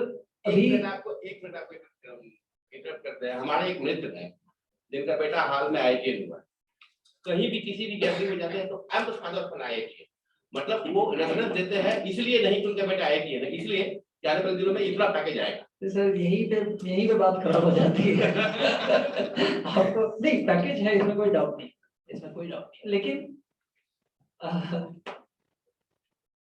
सर आई थिंक जब लोग एंटरप्रेन्योर्स बनते हैं तो वो कुछ बड़ा बनाने के लिए करते हैं, वो सेटिस्फैक्शन एक अलग है। पैसा और ये सारी चीजें तो बाई प्रोडक्ट है, वो आ जाती है। मतलब आप आज के डेट में मेरे से पूछेंगे तो जो चीजें अच्छी लगती है कि हमारी टीम साइज आज के समय में 956 लोग हैं। तो आप सोचिए कि 1000 लोग हमारे पेरोल पर हैं आज के समय डायरेक्ट। लेकिन मैं अभी पिछले महीने की बात बता रहा हूँ, मैं बाबूजी गुड़गांव में थे, तो हम लोग रोड क्रॉस कर रहे थे, कहीं जा रहे थे गाड़ी से, एकदम वहाँ की बिल्डिंग्स वैसे देख रहे थे, तो उन्होंने अभी भी पूछ दिया मेरे से, बेटा ये बात बताओ, इस सब में जो ऑफिस है अगर तुम उसमें इंटरव्यू दोगे तो तुम्हारी नौकरी लगेगी कि नहीं?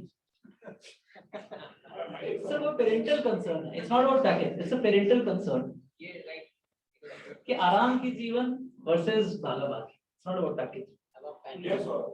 आपकी शादी हो गई। अब ये देहात से दहेज की शादी शुरुआत नहीं है, हमारी भी नहीं है। हमारी शादी हो गई फाइनली हो गई। चलिए एक प्रश्न हमारा भी है कि भाई हमको लगता है कि हम लोग बहुत आशावान है कि बिहार से पहला यूनिकॉर्न हम लोग को मिलेगा शशांक के रूप में, और क्या मतलब हम लोग उम्मीद करें कि शशांक हम लोग भी सेलिब्रेट करना चाहते हैं कि बिहार के स्टार्टअप सिस्टम से एक यूनिकॉर्न कम से कम अपने बिहार में आए। क्या मतलब हम तुम्हारे मुंह से सुनना चाह रहे हैं शशांक के बारे में, और हम लोग बहुत श्योर है कि जल्दी ही आएगा ये news.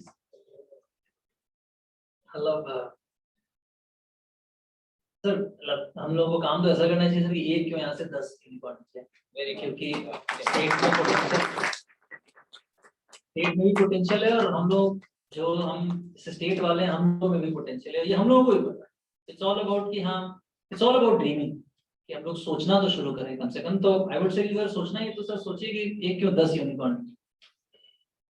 Coming to your question, और सर वो वही वाली बात कि हम लोग गोल पोस्ट तो शिफ्ट होता जा रहा है, तो मतलब और ऐसे क्वेश्चंस आ रहे हैं हम लोग के पास, तो हमारा आंसर यही होता है सर कि यूनिकॉर्न क्यों सोचना है, तो डेकाकॉर्न सोचना।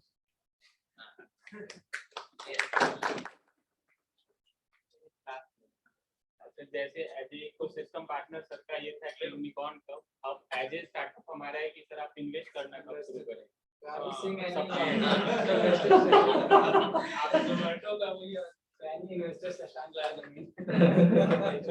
इसका भी जवाब दो भाई, और एक कमिटमेंट भी चाहिए हम लोगों के यहाँ बिहार में स्टार्टअप है भाई, कुछ तो करो हम लोगों के बच्चों के लिए। आपने प्लान किया होगा सुबह जी से समझ ये कंसर्न हमारा इसलिए है क्योंकि when we are looking for एक नॉर्मल पर्सन के पास जाते हैं तो वो हम लोगों को शायद उस नजरिए से नहीं देखते। तो मैंने अपने पापा को बोला कि थोड़ा सा जमीन बेच के पैसा दे दी, but he is looking for कि नहीं वो सिक्योर है। तो मोस्ट ऑफ द लोग जो इन्वेस्टमेंट के लिए हम जिनके पास जा रहे हैं बिहार में, उनका यही कंसर्न होता है। But since you have gone through all this process, आपने समझा इसको कि कैसे होता है, हार्ड टाइम्स कैसे गुजरते हैं, and then when you raise fund तो सब कुछ ठीक हो जाता है। तो आप ये सब कुछ समझते हो, आप उसको एक एंटरप्रेन्योर के पॉइंट ऑफ व्यू से देखते हो, so that's why any investors are starting coming in. ये तो बहुत रिसेंटली शुरू किया हुआ है, और मतलब ऑब्वियसली इंडिविजुअल कैपेसिटी में तो अमाउंट बहुत ही छोटा रहता है, लेकिन इंडिविजुअली किया हुआ है। तो अभी तक 3 कंपनीज में इन्वेस्ट भी किया हुआ है, जो बट अगेन जो मेन क्राइटेरिया वो ये रहता है कि आप फाउंडर को कितने अच्छे तरीके से जान रहे हो। लार्जली वही क्राइटेरिया कि छोड़ के भागने वाला फाउंडर तो नहीं, क्योंकि मालूम है कि बना रहेगा तो कुछ ना कुछ तो बना लेगा। तो इस बेसिस पे तो वही है कि रिसेंटली ऑलरेडी शुरू किया हुआ है, पिछले 7-8 महीने से शुरू किया हुआ है। तीन पोर्टफोलियोज हैं, बात कर सकते हैं उन पे कभी भी, मतलब ओपन फॉर दिस। ठीक है, देखिए कौन है ये बात से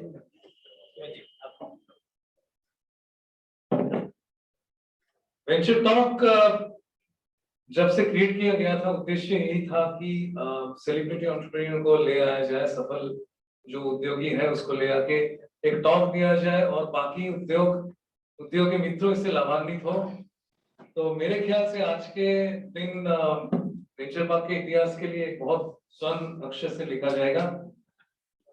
शशांक जी को धन्यवाद, बहुत छोटी सी शब्द है।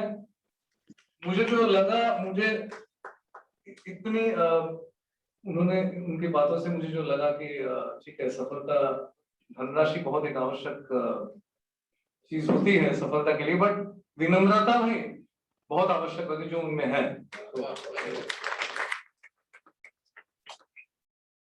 बहुत बहुत धन्यवाद मेरे सारे सदस्यगण, बीआईए के अध्यक्ष, पूर्व अध्यक्ष संजय गोयनका जी, सदस्य सचिव, ट्रेजरर, काफी सारे सदस्यगण आज आए, सबको धन्यवाद देना चाहता हूँ। उद्योगी मित्रों सबको धन्यवाद देना चाहता हूँ जो भी यहाँ हमारे बीच उपस्थित है और जो भी ऑनलाइन जुड़े हुए हैं, दोनों को ही। मीडिया से आए हुए बंधुओं को मैं धन्यवाद देना चाहता हूँ। प्लीज कवर कीजिए स्टोरी को, इट्स अ बिग न्यूज। सबसे अंत में मैं अपने बीआई सेक्रेटरीट सवाद, निमिषा और जो भी स्टाफ है आज सहायता की है, सबको धन्यवाद देना चाहता हूँ। हम आगे फिर आएंगे देकर